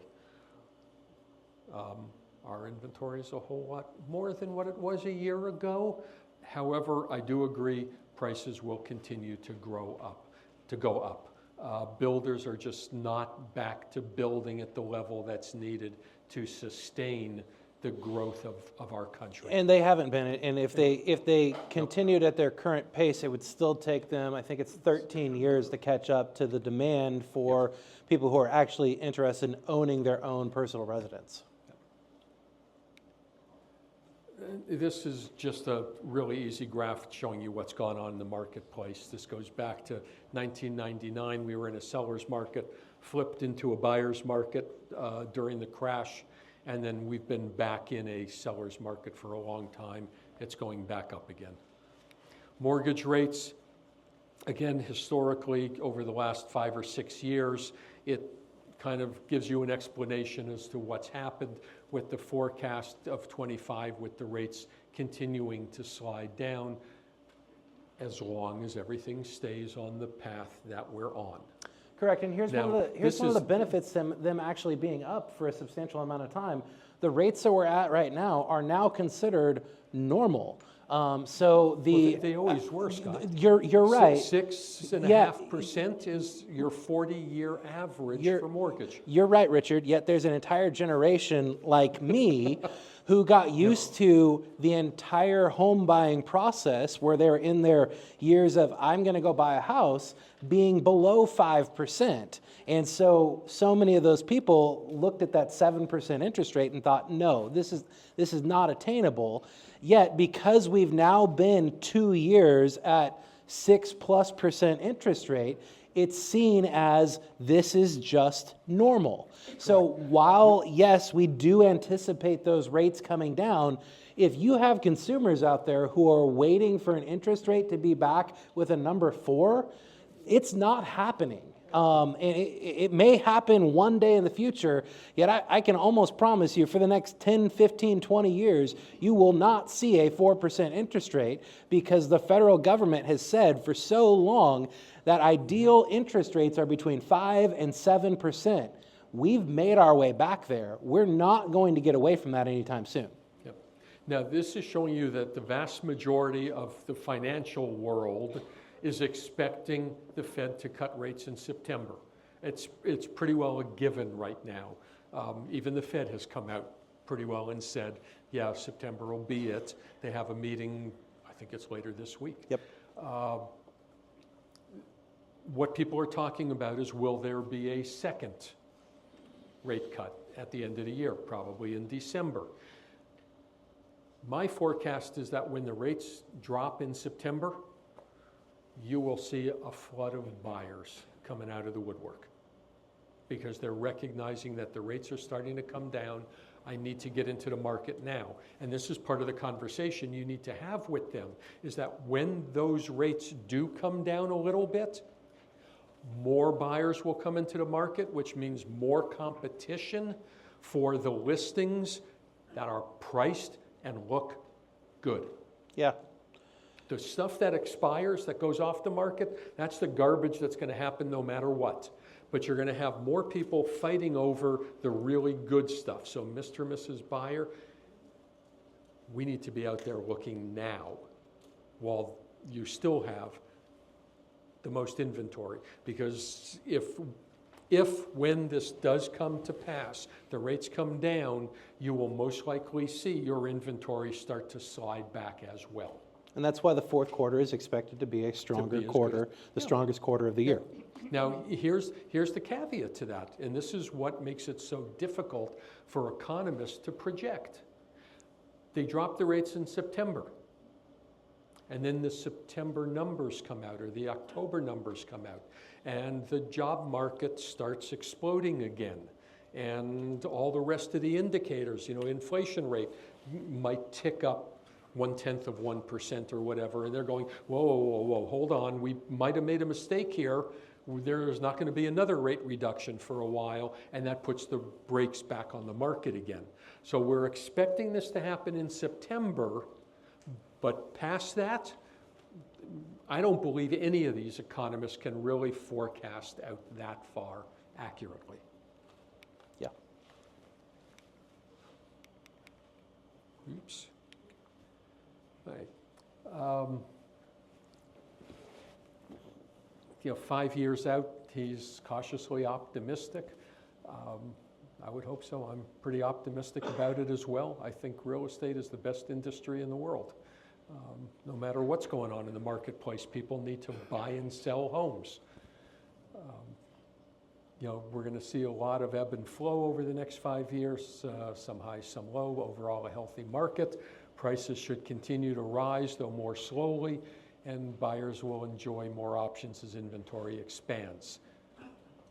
And I put it in bold. Remember, real estate is profoundly local. What happens on a national scale can manifest differently in your backyard. Just remember, all of this stuff is your 72 and sunny in the United States today. It is irrelevant to what's happening in your market and your hyper-local market.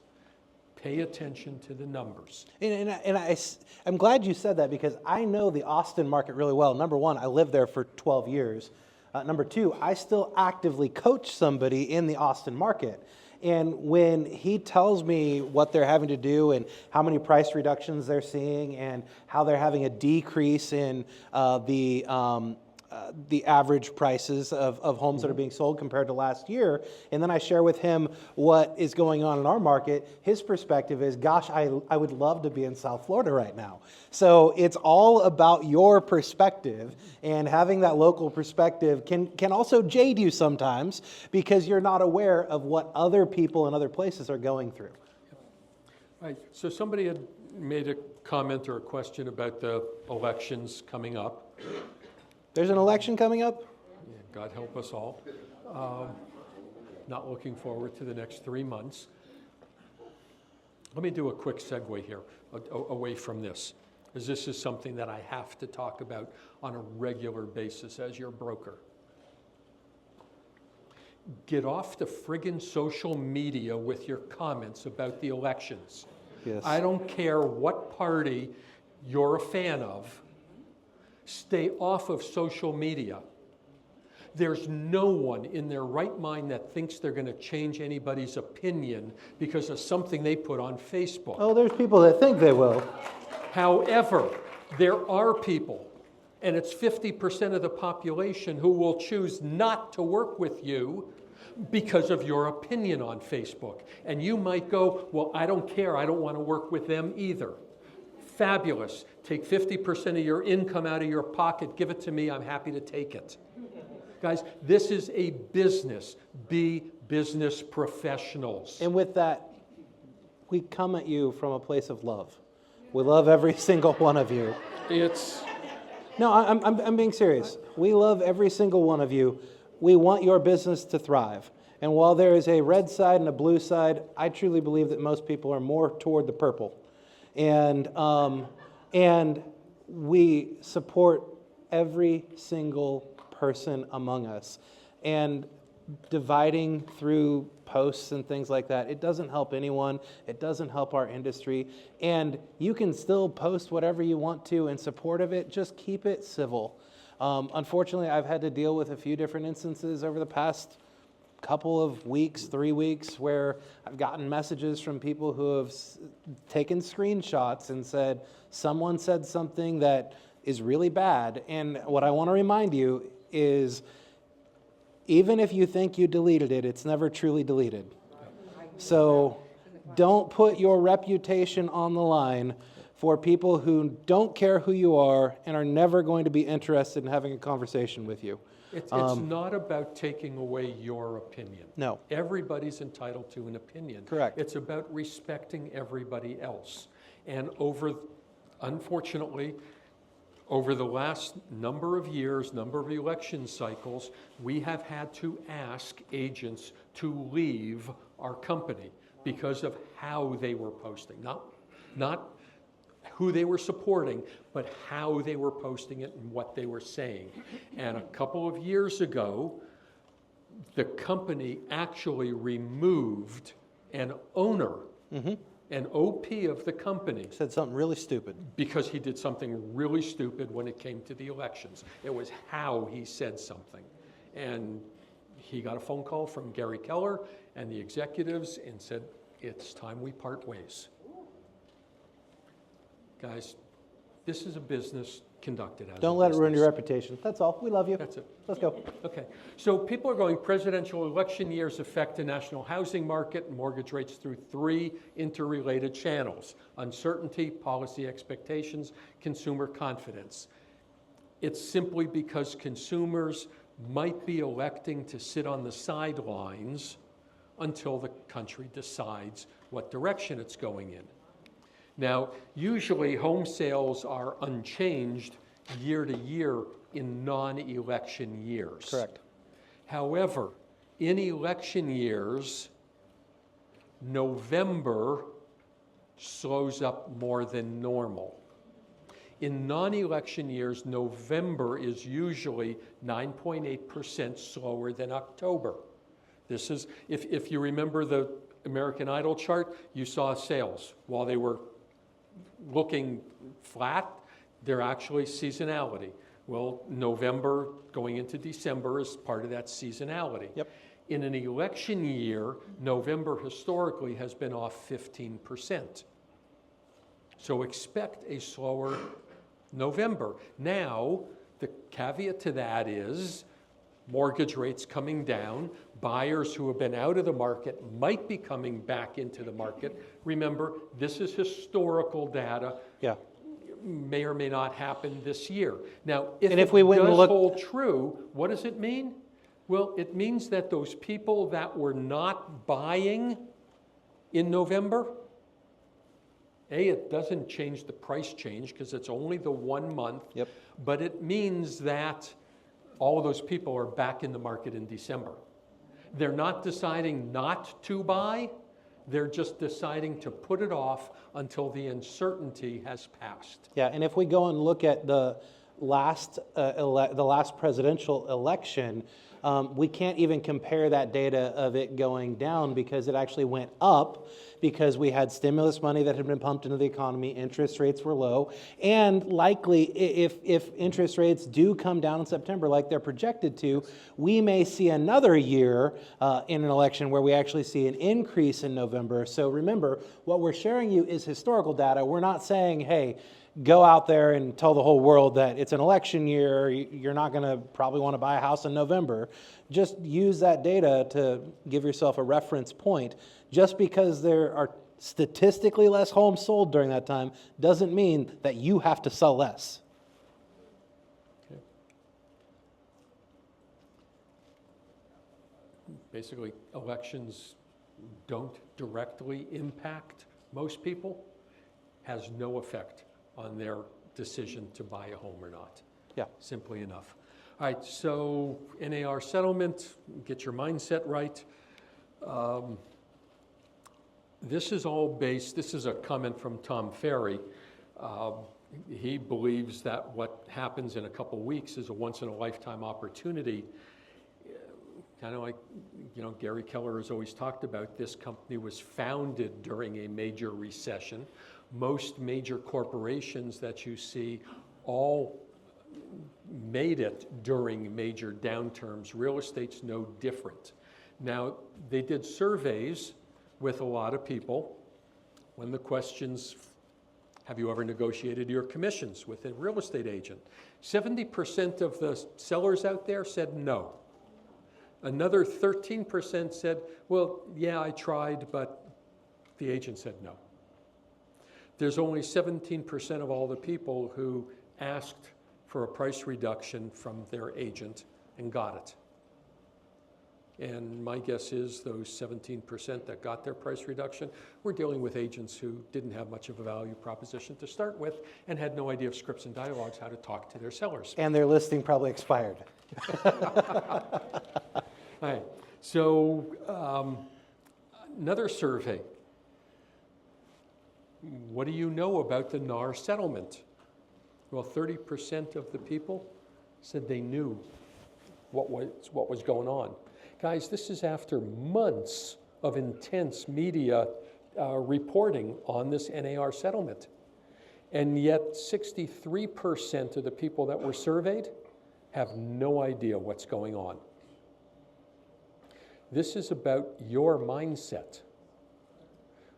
Again, you go back to your Facebook and all the rest of the social media posts with the lab coat agents and all the rest of the groups, and it's like, I just want to delete all this crap because you got so many people that are out there making comments that they know nothing about. They're upset about what's happening without understanding what it is the public is thinking about it. Okay?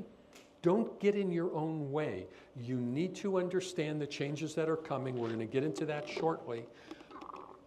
But don't put up barriers to your own success. Nope. Okay? So this will NAR settlement impact whether you use a real estate agent. Okay? 49%. Almost half the people said it doesn't make any difference to me. Another 16% said it is more likely, somewhat more likely.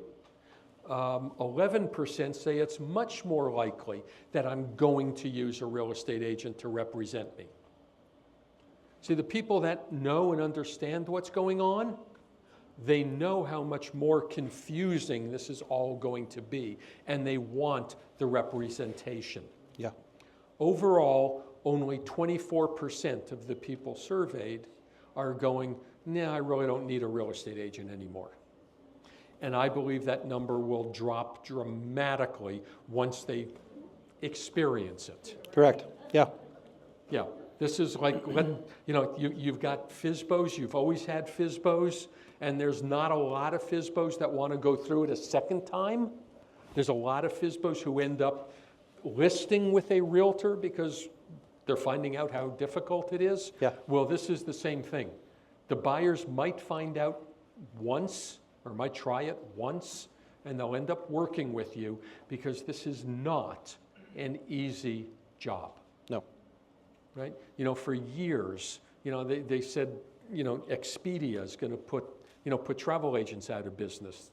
Rich Barton, who's, Zillow, is going to put realtors out of business.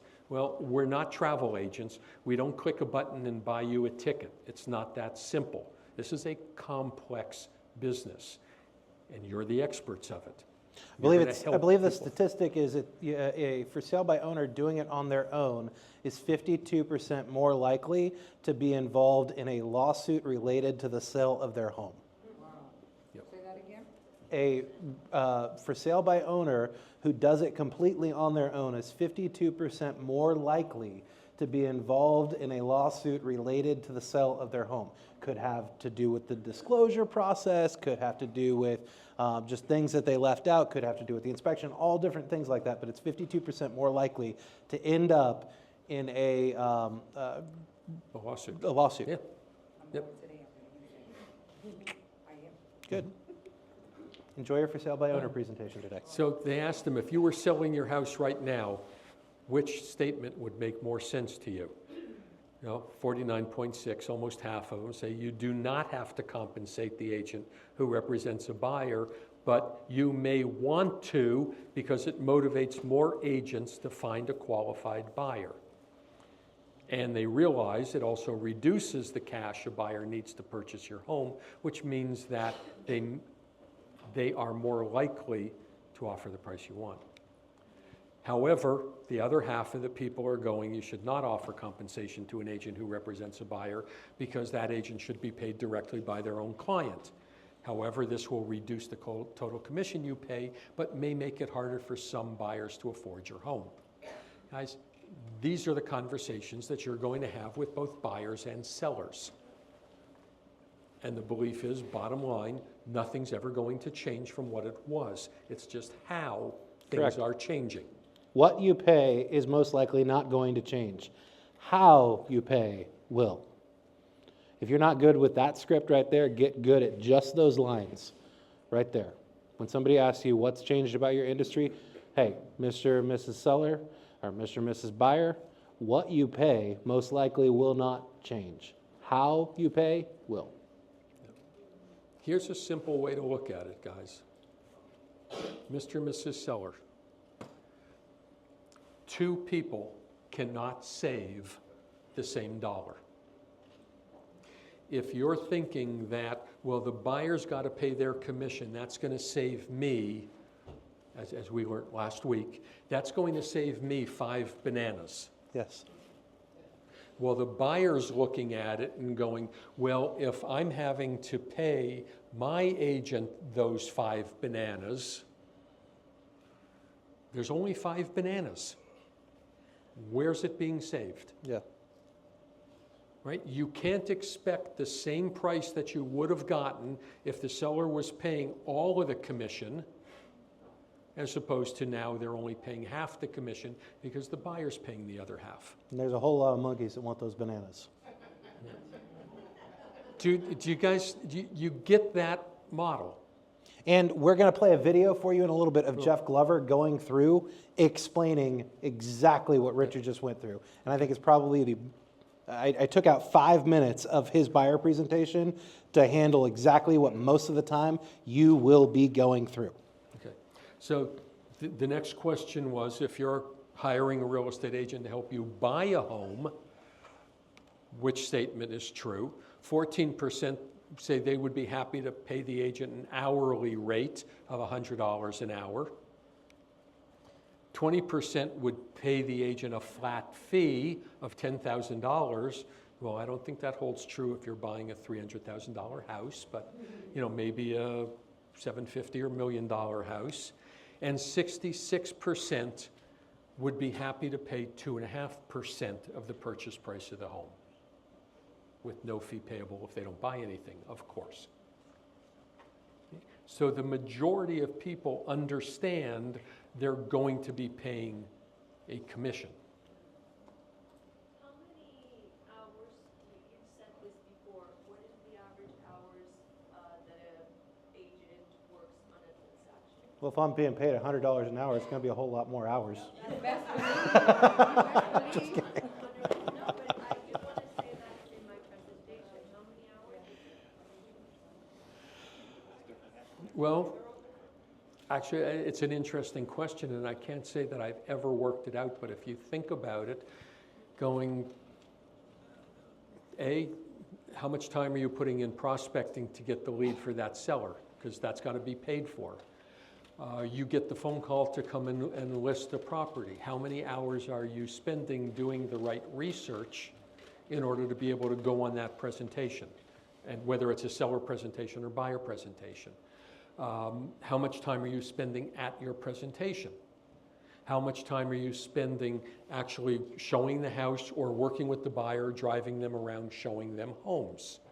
How much time are you spending negotiating the contract? How many hours are you spending going over, being at the inspection, being at the appraisal, going over the inspection, negotiating the inspection, talking to the appraiser, making sure all that happens, making sure all your paperwork is done properly to get you to the closing table, and you're going to the closing? How many hours have you put in? A whole lot.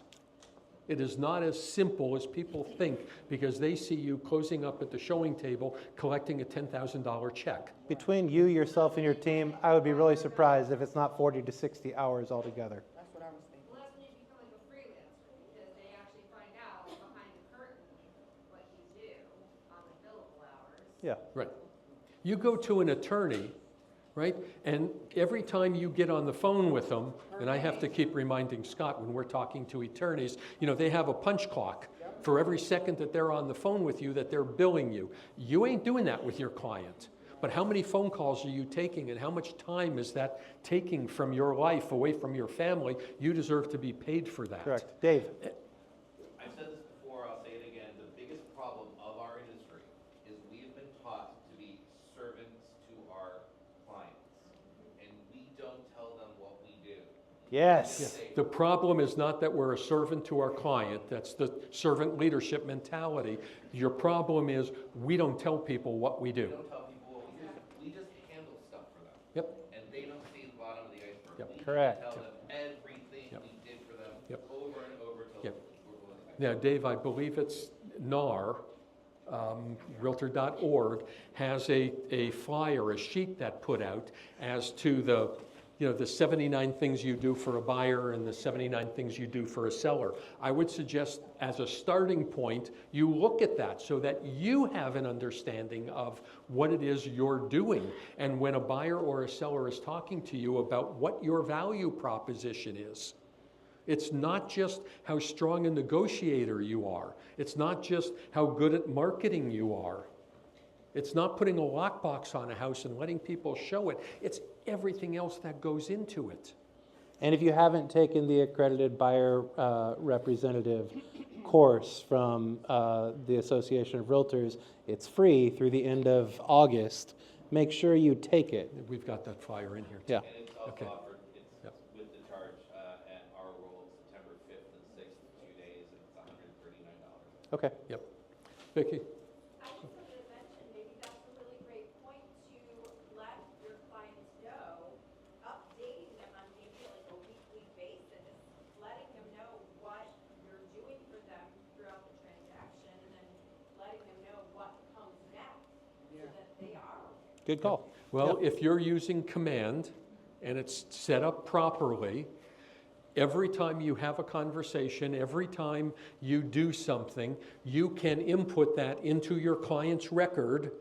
And yes, on a regular basis, you can email them so they know what's going on. Just like monthly, if you're dealing with an attorney, you're going to get a statement of everything that attorney's done for you Yeah. that month. And if you're not using Command and you want help setting it up, Miko is right here. He can help you with that. Lee? Yeah, we're Miko, gonna- go for let's- it. And I can show you how Command can automatically email your clients when you complete tasks for them. Woo! So, yeah, so look for that coming pretty soon good. to a market center near you. There you go. Okay, we're going to speed this up because there's a whole Yeah. lot of other discussions we need to get into before noon. And to bookend what Dave just said, remember, prior to showing property, you will have to have an agreement executed with a buyer where you will disclose what your compensation is. And if you cannot articulate what your value proposition is, which Dave just shared or hinted on, that would be one of the first presentations I would spend an extended period of time getting comfortable in, because no buyer is going to pay you if you say, hey, because I'm an agent and you gotta sign this, and by the way, I'm 3%, 2%, whatever percent. And so on Thursday at 2:30 p.m., I'm teaching a buyer course in the Fort Lauderdale office. It will be on Zoom as well, kwmiaftl.com. Okay, so Vicki, we're going to have to move on. So this is Jimmy Burgess, the CEO of Berkshire Hathaway. Mindset is the most important thing there is for you. And Gary Keller, we've gone from a speed market to a skills market. If you can make this transaction and develop your skills, you're going to be just fine. It's the reason that all of us as your leadership spend the time and the effort that we do to educate you. I truly believe that Keller Williams agents are the best agents in the industry, the most educated agents in the industry, and you understand your value proposition than anyone else out there. And the issue that you're going to be faced with as this market changes in a couple weeks is that most of the people out there do not understand what's going on. And it's going to be up to you to have to teach them what happens.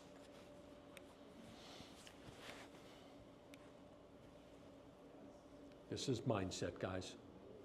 That's all it is. The changes, we're moving into the contracts part, the changes that are happening. And it's like confusion leads to fear, fear leads to panic, and panic leads to paralysis. Stop being paralyzed. Just move forward. Learn what you have to. And even if it means being out there making mistakes in front of people, at least you're out there making a mistake that you're going to learn from and get better at it. So this is just some conversation to have before we get into the actual changes. How's the buyer's agents going to change? A lot of people going, well, a lot of buyer agents are going to work for free, only if you have no clue what you're doing. Yep. And there will be some of you that make mistakes and don't follow what you're being taught. And I'm sure that Scott and I will get phone calls from some of you going, what happens now? A little too late to ask the question because now you've already done the work. Yeah. You ain't getting paid. If you haven't gone and watched the video that Richard and I put together of the EBBA, the Exclusive Buyer Broker Agreement, and how to fill it out and how to have the conversation with it, please go and watch it. It is on, it's going to be on kwwaxman.com/stats. It was also emailed out to you, I think, last week or the week before. So the biggest thing that's going to change is the buyer's agents are going to have to be properly trained and skilled in communicating about transactions and understanding value, in addition to the things we've always done, which is, emotional support, marriage counselors, friends, confidants, all that type of fun stuff that we deal with every day. What's going to change a lot is that starting August 17th, any buyer you work with, and the key is work with, you will have to have a buyer representation agreement signed. We'll be talking about that agreement shortly. August 17th is the drop dead date that it must happen. I would highly encourage you to have it by August 13th because that's when the changes in the MLS are going to take place. Well, I suggest you start making the changes now. There's nothing that says you cannot start using all these documents now. Okay. Tony? So if you have a referral, if you have a buyer referral, do you have to have a buyer for the referring agent? Do you It's an have to interesting have that question, kind of- Tony. And yesterday, I was on a phone call with the vice president / legal counsel of FAR, and that question was asked, and the answer was a really simple, I don't know. A, you're not working with a buyer that you're making a referral to, not unless you are offering them a whole lot of advice. The agent you're sending them to, no matter where it is the one who's working with them, needs the buyer representation agreement signed.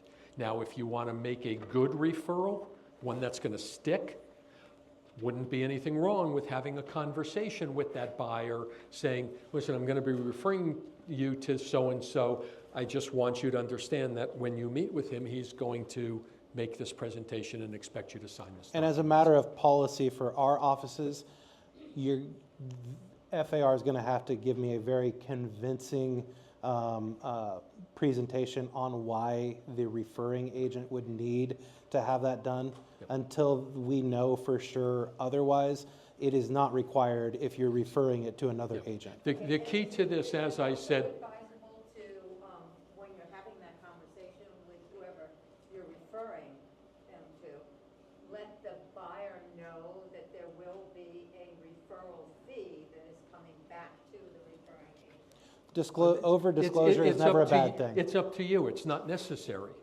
because you're not, your compensation is from the other agent as a referral. You're not, the key to this, the key to all of working with this is working with a buyer, which is why if you're holding an open house, you're not working with the people coming through the open house. You don't need to have anything signed by the people coming through an open house. If one of them turns around and says, I really like this, I want to make an offer on it, you're now going to represent them the same as you would do. That it's the working with part that really comes into play. Do Vicky first. No, it's not, I'm sorry, can't see back there. Allison,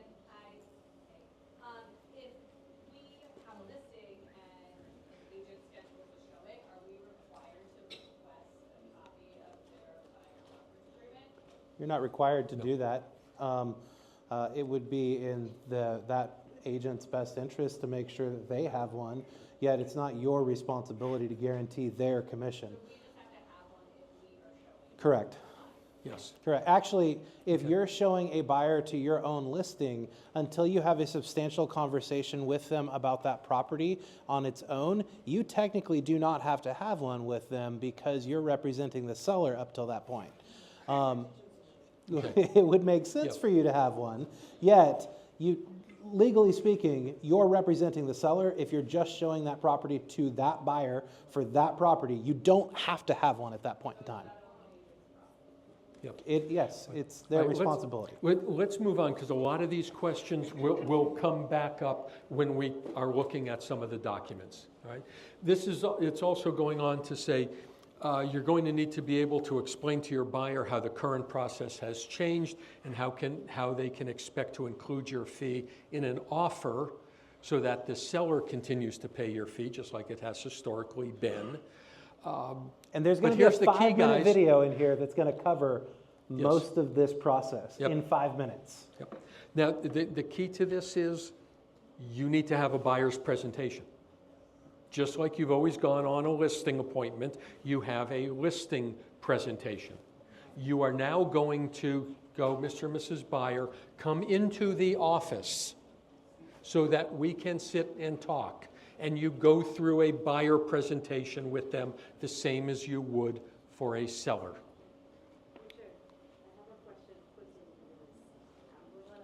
Speak up.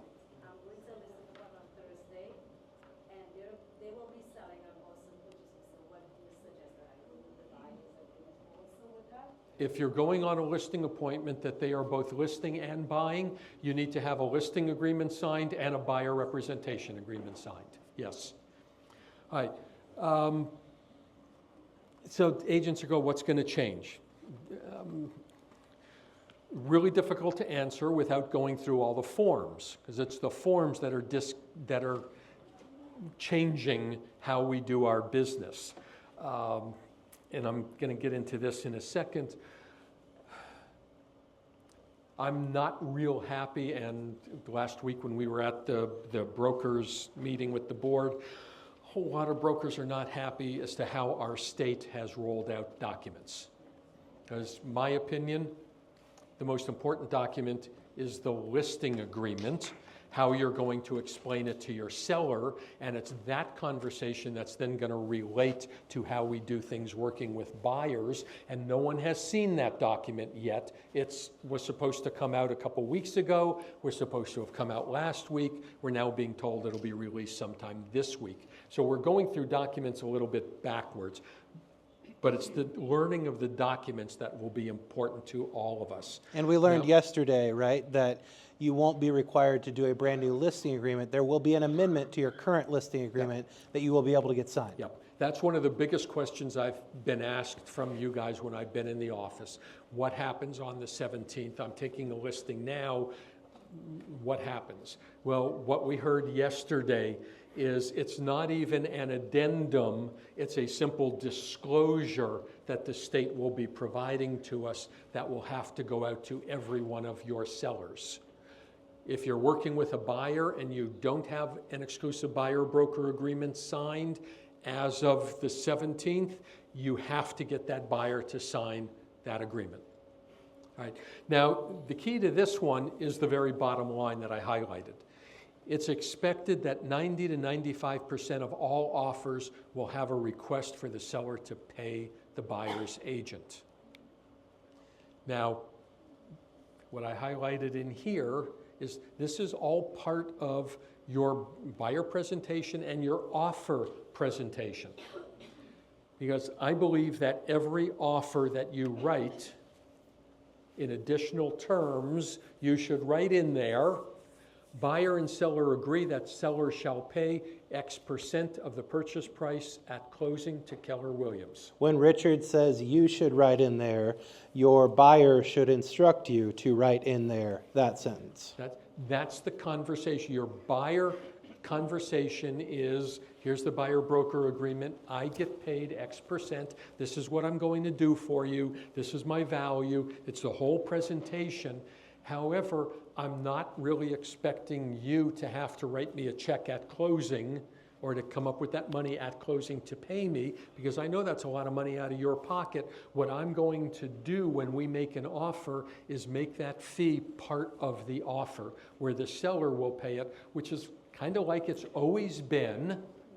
However, it's paid from the seller to the buyer's broker, not the seller to the seller's broker to the buyer's broker. That's what has been changed. So, and this brings up a red herring almost, because we're really relying on the listing agent to disclose what was put in the listing agreement as to really what the seller said, because it's not being regulated by the MLS. We're in the MLS. We'll get there. We'll get there. And yes, this is, Victoria, this is where I'm saying the most important document is the listing agreement, that we don't really know how that's finally going to be worded. And until we do, it's tough to have that conversation. But I'll share with you some of what Yeah, we're Richard and I seeing will have a is. class at 7 a.m. on the 17th, so you can learn the listing agreement that came out the night before. Okay. So the question is there anything that we should be doing to keep ourselves out of antitrust trouble in the future? And this is the way I'm looking at things. NAR came to a settlement with the courts. It won't be finalized until the end of this year. However, and it is a big however, the Department of Justice conversation has been totally opened up again. NAR had settled with the DOJ 3 years ago, 4 years ago, and 2 years ago, DOJ went to the courts and said, we're throwing out that agreement. We're going to reopen our investigation. All of this could totally change again when the DOJ comes down with what they want. What the DOJ wants is a total separation of monies. They don't want anything to be commingled between realtors. They want Scott, who's representing a seller, to be paid by the seller. They want me representing the buyer to be paid by the buyer. Yeah, in an And ideal world, no conversations back and forth, Correct. no nothing. In an ideal world for the Department of Justice, what they would like to see is you pay your agent the same way you would pay an attorney. Here's your bill, pay me directly. Yeah. Now, even with attorneys, if you go to court with the right process and you win, the other side pays all the fees. Well, winning and losing is part of your negotiation, and it's how it's going to be worked in the negotiations. My answer to this is putting it into the contract. There are realtors who don't agree with that, who think it shouldn't be in the contract, who believe you need documents signed. We're going to get into that really shortly. We're going to show you the video from Jeff Glover. You said it's about 5 minutes or so. 4 minutes and 30 And then we're going seconds. to start looking at some specific forms. Our drop dead date, we were hearing something about mid-August, and we need to be responsible for paying commissions and such. Can you explain that a little bit? Yeah, so that's already, you're referring to the NAR settlement, Yeah. Department of Justice? Yeah, so that does kick in mid-August, but we're actually already seeing MLSs across the country, including our own, that are starting it early. So how it used to work as a buyer is we didn't even have to bring up commission at all. Now, you probably remember, you signed a buyer agency agreement, which we're gonna sign one in a second. You signed a buyer agency agreement that actually said you were paying a fee. But the very next paragraph in that buyer agency agreement said that you're getting a credit based on what's being offered in the MLS by the cooperating broker. And so as a buyer, you probably really didn't need to ever have to think about buyer agency services or fees being involved. Now, the good news is, when you go to sell, you're gonna get the benefit of not having to pay both sides today. You see what I'm saying? So it really kind of evens out. If you pay a little bit now, you pay less later as a seller. Versus sellers paying the whole thing and buyers paying zero. It's not so much what you pay that's changing, it's still gonna be even out over time, right? So instead of you may be familiar with the past, maybe, if your friends, your family sold their home, you might be familiar with the 5 to 6% commission. So what we're starting to see is that that's getting split up. So instead of paying the total commission when you go to sell this house, you're probably only going to be paying your share on the sell side, and the buyer's going to be paying their share on the buy side. That's the biggest change for what's happening. It's not how much you're paying, it's just how it's paid. Okay. Makes sense? Yeah, I think my biggest concern with that is how that'll impact our cash flow. Yes. You know. Yeah, it needs to be budgeted for, because Well, it's interesting because you say we could pay nothing or we could pay all of it. Like, how do we know and what is that amount even look like? we won't know until we get into negotiations. That's kind of open-ended, Jeff. That seems scary. Yeah, I know. Yeah, the good news is that what we're seeing on other transactions that are taking place right now is in most cases, we're getting help from the sellers for almost every single buyer transaction that we're closing right now. I just can't make any promises on that. Now, if we know that a seller isn't willing to help, we just will. That's actually, yes, right. See, listen, at the end of the day, when we're done negotiating, I'll let you know, here's what they want, here's what they're willing to offer in concessions. If you go back and do your math, and you don't like those numbers, that math doesn't add up, and you're not loving the house, we can go find another. Well, that's the other challenge. If we want to consider going conventional, like the pool of money is not endless. Yep. You know, so it's like we may be able to go conventional, but then you don't get paid. How does that work? So the way the buyer agency agreement works is you are obligated to pay it at closing regardless how much rate it looks like. But you're going to know at the time of negotiations what your cost is going to be. In other words, you're going to know what the seller is willing to contribute. And so you just make the determination at that point, well, it looks like the seller's not willing to help out and we're going to have to cover this entire fee. You're going to have to make the call at that time. Now, when we say entire fee, what is, on average, what is that number? So I'm stepping out a little bit for a second. I can't legally say a number. Okay. Okay. So the fee is right there. Perfect. And is there any negotiation on that fee? There's no negotiation on the fee, because obviously our job is to get you the best deal on the house. But the negotiation will take place when it comes time to negotiate with the seller. And my job is to keep as much money in your pocket as possible.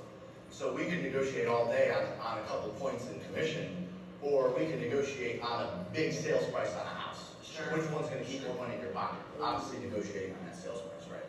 What about negotiating a flat fee for, just so we know what it is that we would be on the hook for, right? If we're gonna do an appraisal guarantee and we're gonna be needing to do updates in the home and just to manage our cash better. Yeah, so this is the same. Listen, we charge everyone the same. And so, Okay. If we did different deals for everybody, then then I'd have to go back to every single client and say, hey, sorry, I didn't give you the same deal that I gave them. That's the way it's embedded in. Okay. And here's the deal, you're working with a team that knows not only how to get you into homes quickly, but to secure those properties so that way you're not looking time and time again. Sound fair? You're not on a billboard for no reason. All right, you guys ready to get to work? Yes, sir. All right, looking forward to going to work for you. Thank you for the opportunity. All right, what I was trying to pause there, guys, I strongly disagree with something that Jeff did in there when they asked about the commission. It is really clear, one of the changes that has been made with the NAR settlement is that every document, there is a line in it that says, consumer understands that commissions are totally negotiable. When they asked him, is that fee negotiable? And he said, no, but we can negotiate it in the offer. What That he fee- should have said is, I don't negotiate my fee. He said, that is my fee. This is what, we talked about what I'm going to do for you. This is my value proposition. But if you want to stay out of trouble, you never say, this is what my broker says we have to charge. The fee is not negotiable. This is what it is. Guys, no, it's in every document. Commissions are negotiable. Yet you can say, I don't negotiate that fee for me personally.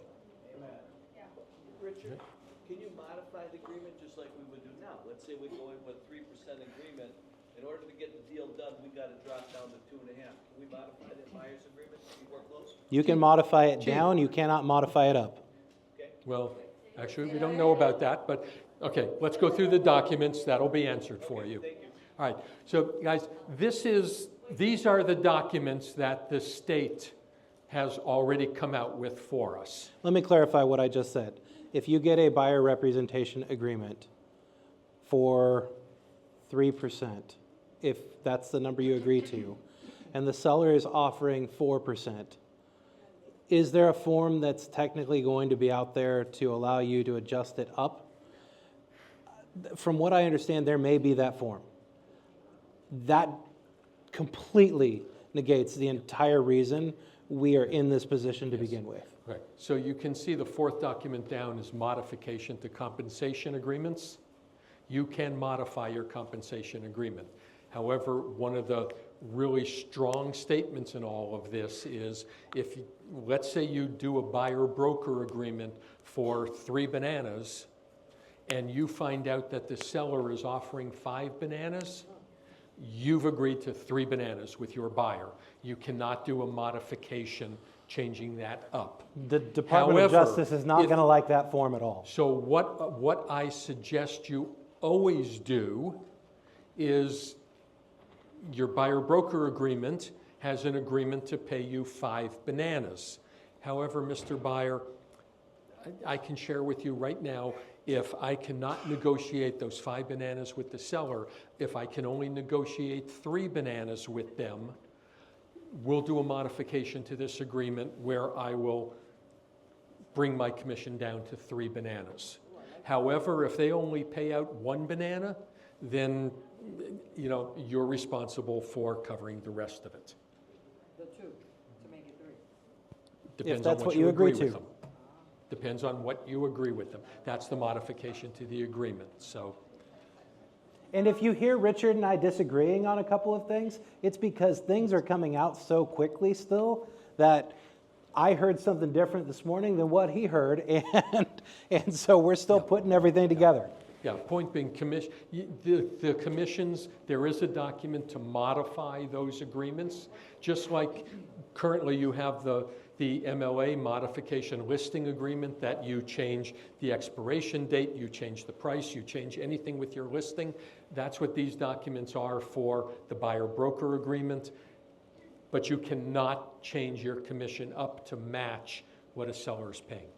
This is why buyer's agent, you have to be careful of being a discount agent and trying to say, oh, I'm going to do it for 1%, thinking that the seller is going to pay you the difference. That doesn't work right now. So No. you're going to start at 3% and maybe negotiate down later on, but don't start saying, oh, I'm going to take a 1% so I can get the buyer out and we get paid, and then thinking you're going to get paid the difference. That's not No, gonna happen. no. Bonuses are now gone.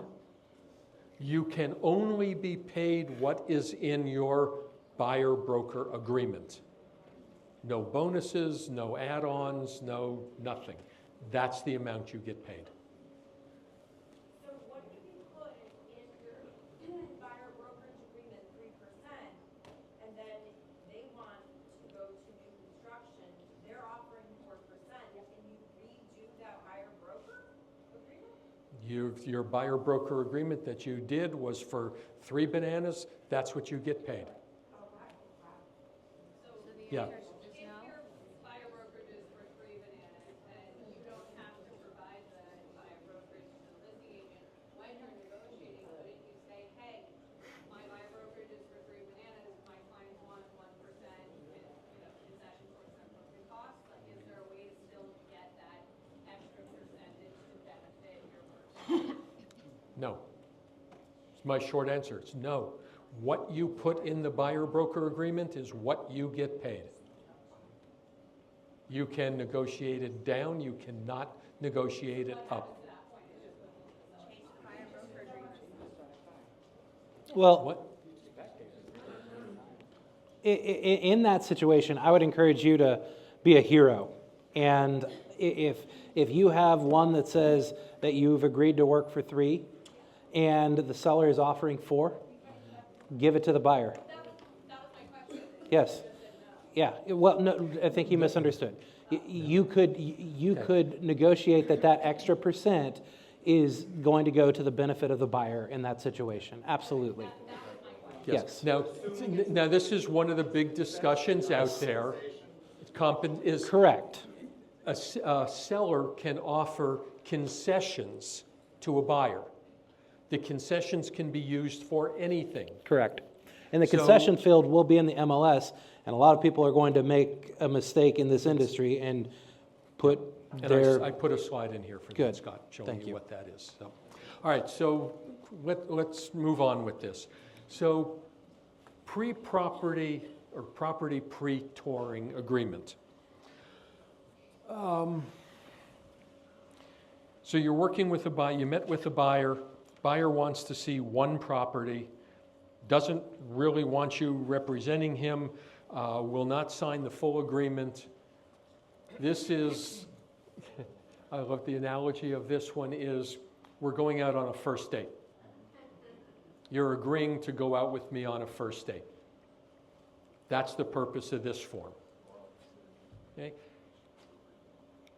Will all of these examples be in the pack on Yes. AWS? Yes. Yes. All of these forms are now available from the state. And this presentation with these forms in it is also going to be on the website. Yep. Now, Richard, if you're showing that day, you're going on this date and you're showing 5 properties. that's the second one. That's when you would use the showing agreement. This one has the parties, the consumer and the brokerage. And guys, this is one of my big complaints, and I found out who the broker was that pushed all this through.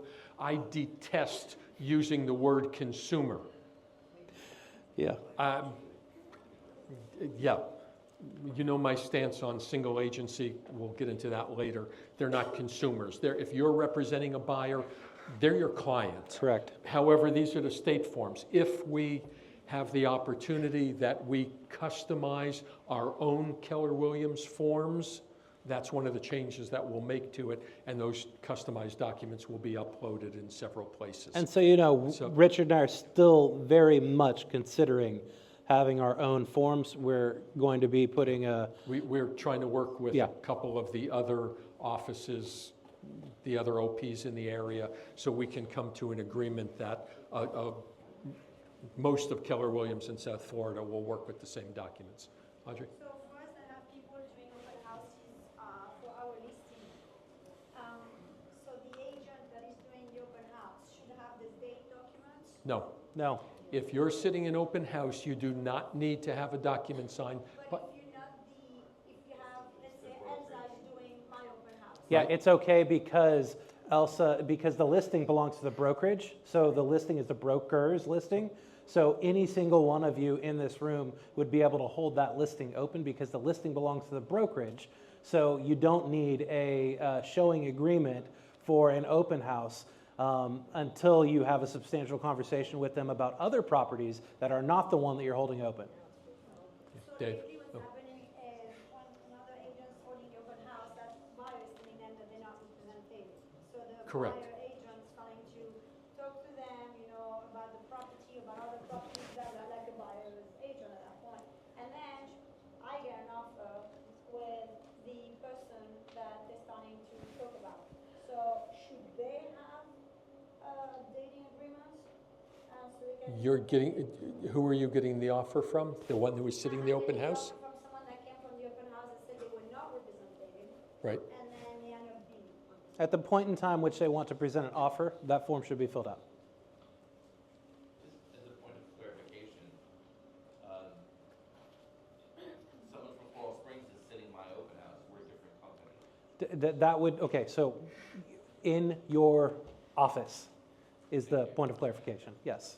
So if you're in Coral Springs, you can hold a Coral Springs office listing open. If you're in Aventura, you can hold an Aventura listing open. If you're in Fort Lauderdale, you can hold a Fort Lauderdale listing open. Because while we share the same brokerage, we're 3 separate brokerages. Yeah. And Dave, again, to me, this is one of those areas that it's kind of left wide open. Because if I don't care who you're sitting in open house for, you're not working with the buyer. You are Correct. providing a service to the seller. You're there letting people through their house. You're answering basic questions. If there's a buyer that comes through the open house and wants you to work with them. It's these fine points that are gonna get us through battle. It is, and That's where it's going to take the rest of this year for this stuff to kind of work its way out. the state of California actually put together a form that they were going to require for every single person who was going to walk through the door of an open house to fill out. The Department of Justice actually looked at that form and said, no, you can't do that, and you're not going to do that. So they've actually had to go back and redo the majority of their forms because some of it was way too litigious on the, for the consumer. Wait. Just to clarify, these forms that you're showing us now, These are approved by the state of Florida. that's not what I was gonna ask. Oh. Okay, what I was gonna ask is that these are, if you find somebody who has not signed your exclusive buyer broker agreement, and you're gonna use these before showing the property. You should have, yes. I understand. As of August 17th, you need something in writing. Right, and this is it. This is it. If I sign a buyer broker's agreement, I'm not using these forms. Correct. Correct. Okay. Correct. There are 3 forms. That, I mean, the way the law is now going to be is if you're working with the buyer, they have to sign a buyer representation agreement. This is the first one. This says, you're agreeing to go out with me on a first date, we'll see how it goes. This one says, we're going to go out on a couple of dates, we'll see how it goes. Oh, sorry. This one says, we're going out on a couple of dates, and you're going to list 4 or 5 properties that you're going to show them. And it spells out broker's obligations, consumer obligations, compensation. It has everything on there. Okay, it's going to skip a couple of documents. The third one, the most important one, which kind of shows up at the end of this list, This is your engagement. is the EBBA. That's the exclusive buyer broker agreement. That means we're no longer dating, we're going out exclusively. Right? So you go from one date to a couple of dates to we're now monogamous. Right now. That's what this is. So this form doesn't guarantee compensation. This form guarantees compensation. That's exactly what this is. This is the exclusive buyer agreement? No. This is the showing agreement. This is the one you're using, that you're going to take somebody out and you're going to show them multiple properties, but they're not signing the exclusive buyer broker agreement. Hang on. The Bring it back in. compensation on this, you read number 5, right, is compensation is for the broker services to consumer, compensation received by broker from an owner or owner's broker would reduce the amount owed to them. On the top of the next page, you're putting what your commission is going to be if there's a retainer. It's got most of the things in here that are in your exclusive buyer broker agreement, but it is just for those couple of properties. Yeah, this may be like, we're going to look at properties one day, you're in town, you don't want an exclusive agreement for a long period of time. You've found 5 properties that we're going to look at, I'm going to go and show you those properties today. Now, if you're going to create a long-term relationship with these people, they're engaged to you, you're going to find them a house, that would be the EBBA for a much longer period of time. Okay, okay, hold your questions for the while. Let me go through the rest of these documents because we're running out of time for today. I want to get to the EBBA, but what I'm showing you is somewhat convoluted because this is how the state released the forms. And a lot of them are not really clear, like I said, until we see the listing agreement. Richard, every week, we have a team meeting in all 3 offices. Every week in Aventura, I will have a portion of our meeting where we can have the what-ifs, and we can slow this down because it is moving so fast. Yeah. And we can throw the what-ifs right now, but you guys have been in the class for 3 hours. Yes. Every week, we will have a team meeting, and at each office, and we can address what's moving so fast and what you guys are experiencing. All 3 team leaders have competency in this, and we can handle your what-ifs. You're not going to solve the world's problems right now. Can we all agree? Yeah. All right, so this was actually the first of the documents the state came out with. It's called Compensation Agreement, Seller to Buyer's Broker. So this is where the seller is saying, they're going to pay you X percent. Now, the way I envision them thinking about this was you go to set up showing appointments and you're calling the other broker and going, you know, what's your seller paying for commission? And they tell you, and then you're going to send this over to them for them to sign before you've even shown the house. To me, that doesn't work. But it's, you know, unless somebody gives me a better explanation of what this is, I'm not really sure, because the other one is, well, this is the modification to that agreement and the modification of seller's broker to buyer's broker, which buyer to buyer or broker to broker compensation is supposed to be going away, so I don't get that one yet. Here's your EBBA, guys. This is what we've been teaching now. This is what the main document we are looking to customize for you, which I think is a better document than this one. We'll know within the next week or two how we're going with that. But this one, you've got parties, you've got a term on this. Rather than specific properties, you're listing your buyer for a period of 1 month, 2 months, 3 months, 6 months. It's whatever you decide to work with the buyer, how serious a buyer they are. The location and type of property, which should be residential real estate for the type of property. If they're looking for a condo, don't just put down condo, because you know that buyers sometimes change their mind. Put down residential real estate. Location, you can put down Broward County, Dade County, Palm Beach County, South Florida. Leave yourself an area that's open wide enough. This is where Richard and I have a little disagreement. Well, I yeah. think South Florida's a little too vague. Too big, yeah. I would be more in favor of putting the counties in there because Yeah, there's you clearly can put defined yeah, boundaries. You can put down You could theoretically put Florida if you wanted Miami, to. Broward, Palm Beach County.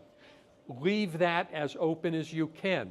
If you have a buyer who says, I'm looking for a home in Coral Springs, don't put down Coral Springs. Because if they buy in Parkland, Correct. you don't have a binding agreement with them. So keep it open enough.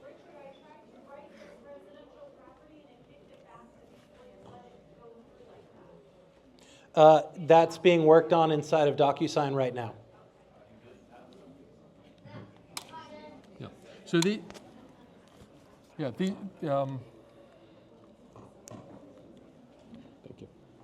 Okay. So like we're saying, these are some of the changes, the glitches that we are all expecting to come up in the next while, and they'll be worked on. All right, it's got your broker's obligations, the consumer's obligations. Guys, this is very similar to your exclusive right of sale listing agreement. You've got a retainer. Now, this is one of my disagreements and one of the changes I'm looking at for our customized. The retainer is non-refundable. In this form. In this form. What we're looking to change it at is if you do charge a retainer, and that's up to each of you, whatever you charge would be credited back to them at closing out of your commission. I believe that's the fairest way to handle that so that somebody's not complaining about giving you $500 or whatever it is up front. And remember, if they're giving a retainer, they're actually giving the retainer to the brokerage. You will be compensated for that retainer, yet it's to the brokerage. They can't just write you a check. You understand? Does that sit in our brokerage escrow account? Or No. create another account? No. The retainer is non-refundable. That means you get a check from your client for, let's say, for $500. It's you give it to Christine, and she will turn around, cut you your commission check back. It's non-refundable, but the way I wrote it, it is credited at closing. So when you do your DA would reflect that $500 that you took as a retainer. We'll see which document we end up with that you'll get more clarity from that. And again, these are the things we'll talk about in the offices at team meetings for the next while. So you've got your purchase or exchange. here's where I want you to be careful with it. You've got purchase or exchange dollar or percentage. Okay, so you're going to put in X percent, and then it reads or dollar percentage plus. So if you're charging a $4.95 transaction fee, you're going to use the second one with percentage plus $4.95.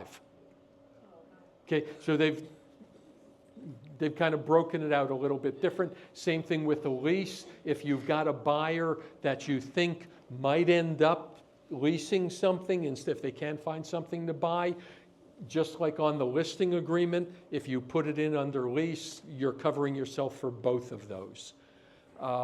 Additional fees, if there's anything else you agree to with the buyer for an additional fee, that's where that one would go. Protection period, it's 30 days if it's left blank. It's whatever you agree with for the term of this agreement.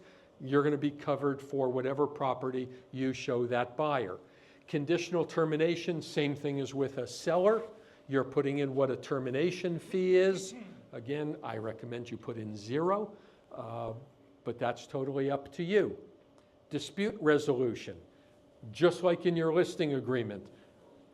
Consumer signs it, and this is broker or authorized associate. That's you. I no longer have to be the one to sign this box. However, the document we're working on that's customized does away with arbitration. It gives them the ability to do mediation or to sue each other right away. And Richard, why is that important to us? No, it's a tougher question why important to us. I believe it's the To the fairest consumer, thing for sorry. your client. Yes. When you go to binding arbitration, you've got both parties going up to some judge wannabe who's going to listen to both sides and make a ruling. Somebody wins, somebody loses. And arbitration is not appealable. It's a final judgment. Okay? If you don't do arbitration, you're either going right to court or you're agreeing to mediation. If you do mediation, you don't agree with the outcome, you get to go to court. If you don't like the outcome of the court, you get the right to appeal it.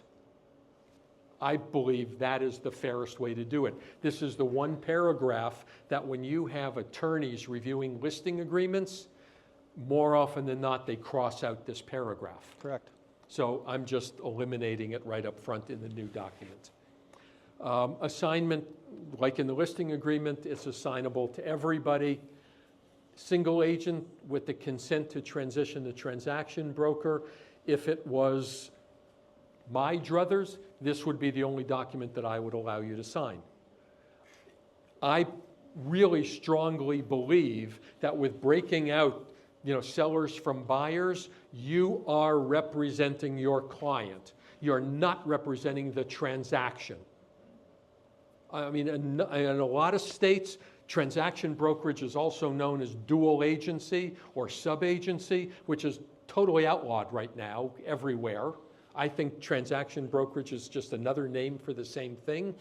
If you want to show a value to your client, the buyer, you're representing them. Your choice, though. Choose wisely. Okay? Now, other terms, this is where I believe you should write in. Buyer instructs broker that Title Alliance will be closing the transaction, and you can write in buyer agrees to be pre-qualified by Supreme Lending.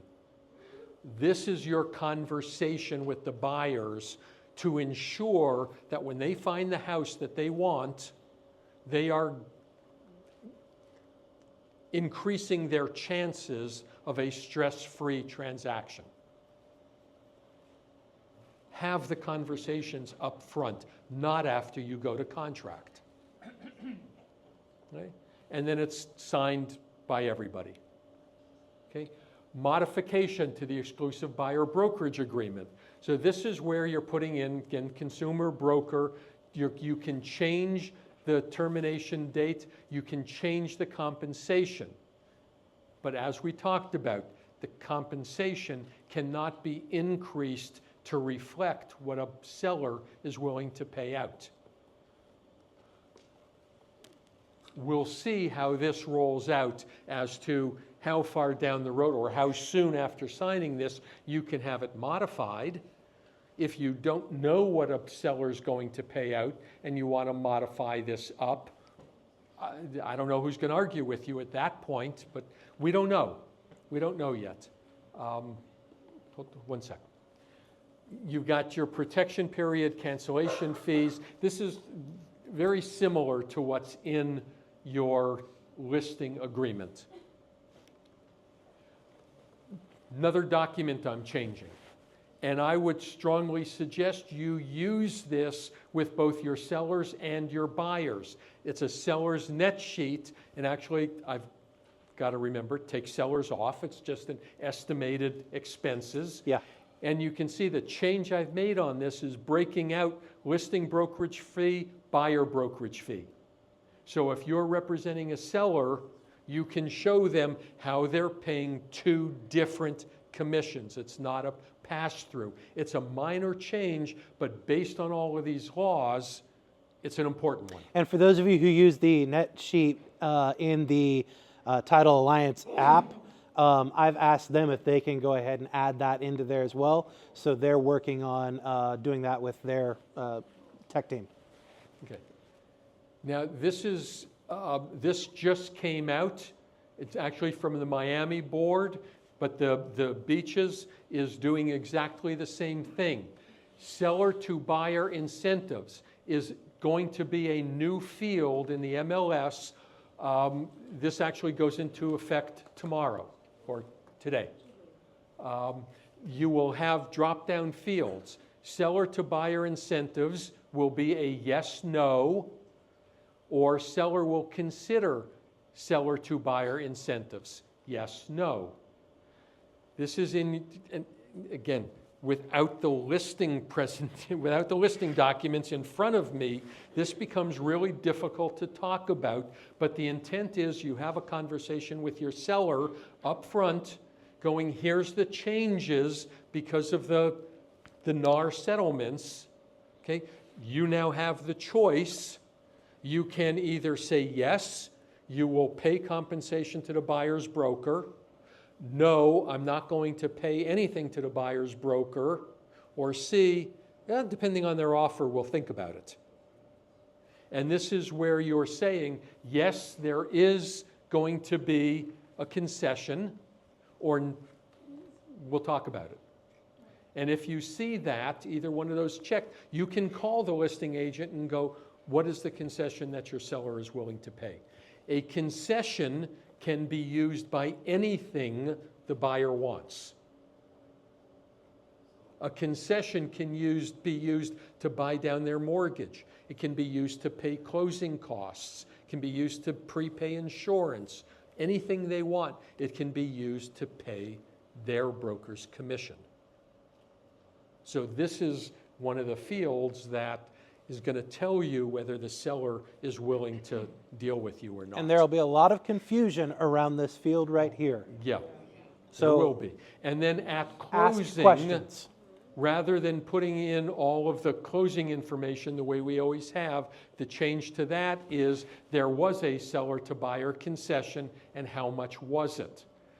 This will be useful for you in doing your CMAs going forward.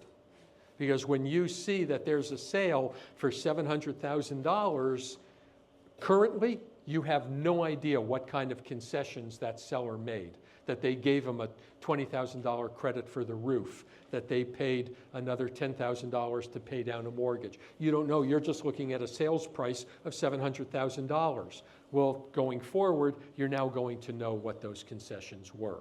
Yeah. Okay, guys, this is really important. This will take what I've talked about today to another level for you.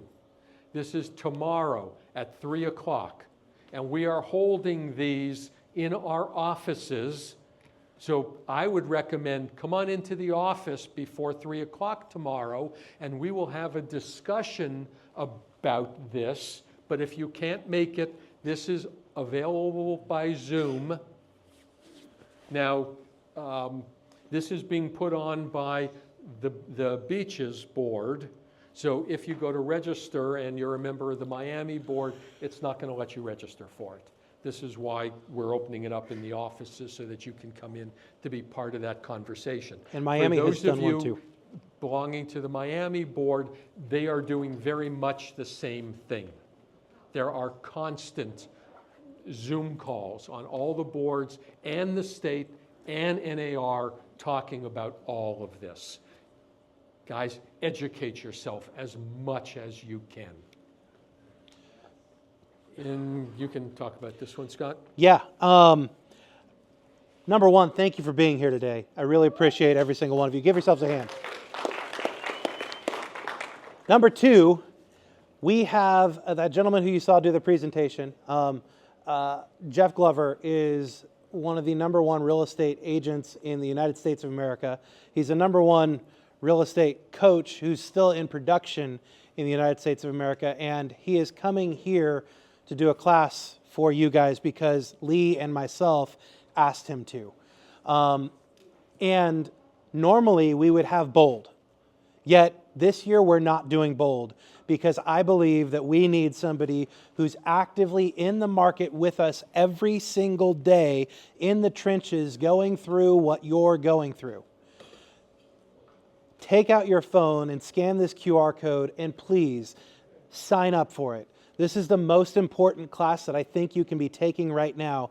And here's something that Jeff is offering that Bold has never offered. I want to read the sentence up here. If an in-person Sales Rocket attendee, listen closely, doesn't produce at least one listing taken or one sale during the program or within 30 days of the last session, we will refund 100% of the program fee minus the materials. When he says materials, we're talking about the book, like $30. Agent must attend all 6 live sessions and complete all homework assignments by the due dates provided. Not available for virtual Sales Rocket. So this is only for in-person, yet it's got a money-back guarantee. Let's do the math on this for just a second. The average commission here in all of our offices is $10,000. If for some reason you do this class and you don't close anything within that period of time, you're getting a check back for about $670. Find a way to be there for this because it's so important to be in a class with somebody who's going to be kicking your butt on the sales skills side of things. This is not as much of a mindset class as Bold was. This is more hard sales skills that are relevant to the market that you're in right now. So sign up for it. It's the best thing you'll ever do. Lee? This is a guarantee is that if you show up and do the work, you will have resulting sales from it. And if you don't, here's your money back. How much is it? $695. And so we watched that video of Jeff. Just to give you a heads up, that was not rehearsed. That was him showing in front of 1,300 people that he knows the presentation inside and out and did it in front of that many people. And he's bringing that presentation to you in one of the sessions. So if you believe that getting a presentation on generating leads, on presenting to buyers and listings will help you in the new market, this is why Scott and Richard brought it to our agents. Yeah. Steve? Yeah, and real quick. Stand up, Steve. If money is tight and you're struggling, like Scott said, find a way, and if you can't figure out a way, speak to the TL, speak to one of the coaches. We will help you figure out a way. Look, I put my own personal reputation on the line by bringing in Jeff because I'm a MAPS leadership coach, and I should be telling you that we're bringing Bold. We're not bringing Bold this year because I think this is more important. And if I'm willing to put my reputation on the line for doing that, you guys really need to be there for it. Yeah.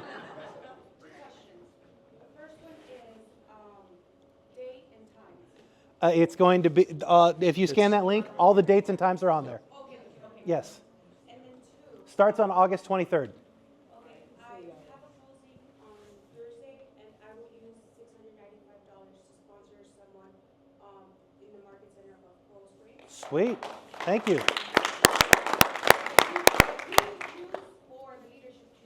Great. Thank you, Frankie. Give a round of applause for Frankie. Yes.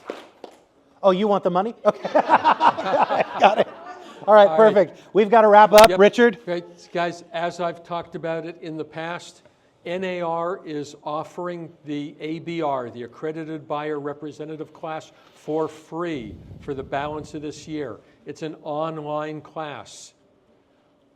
I don't understand why, but I know that most of you have still not done this. If you want to be able to show value proposition to your clients, this will teach you how to do that. I believe that with the changes that are coming up, you all have the ability to make more money as realtors than you have in the past. You are no longer reliant on a listing agent who just wants to take a listing and negotiate their commission as low as they can. You will negotiate your own commission based on your own value proposition.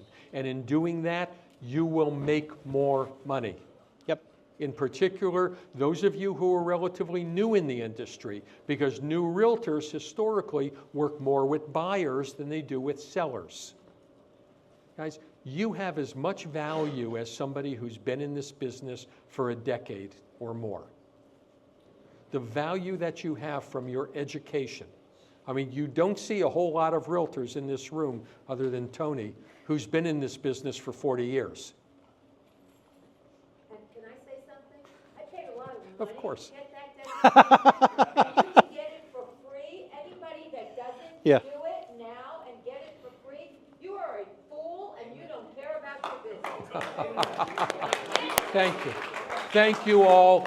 Yes. I'm sorry we didn't get to all of your questions, but as Lee said, every team meeting, this will be a major point of conversation for the next couple of weeks.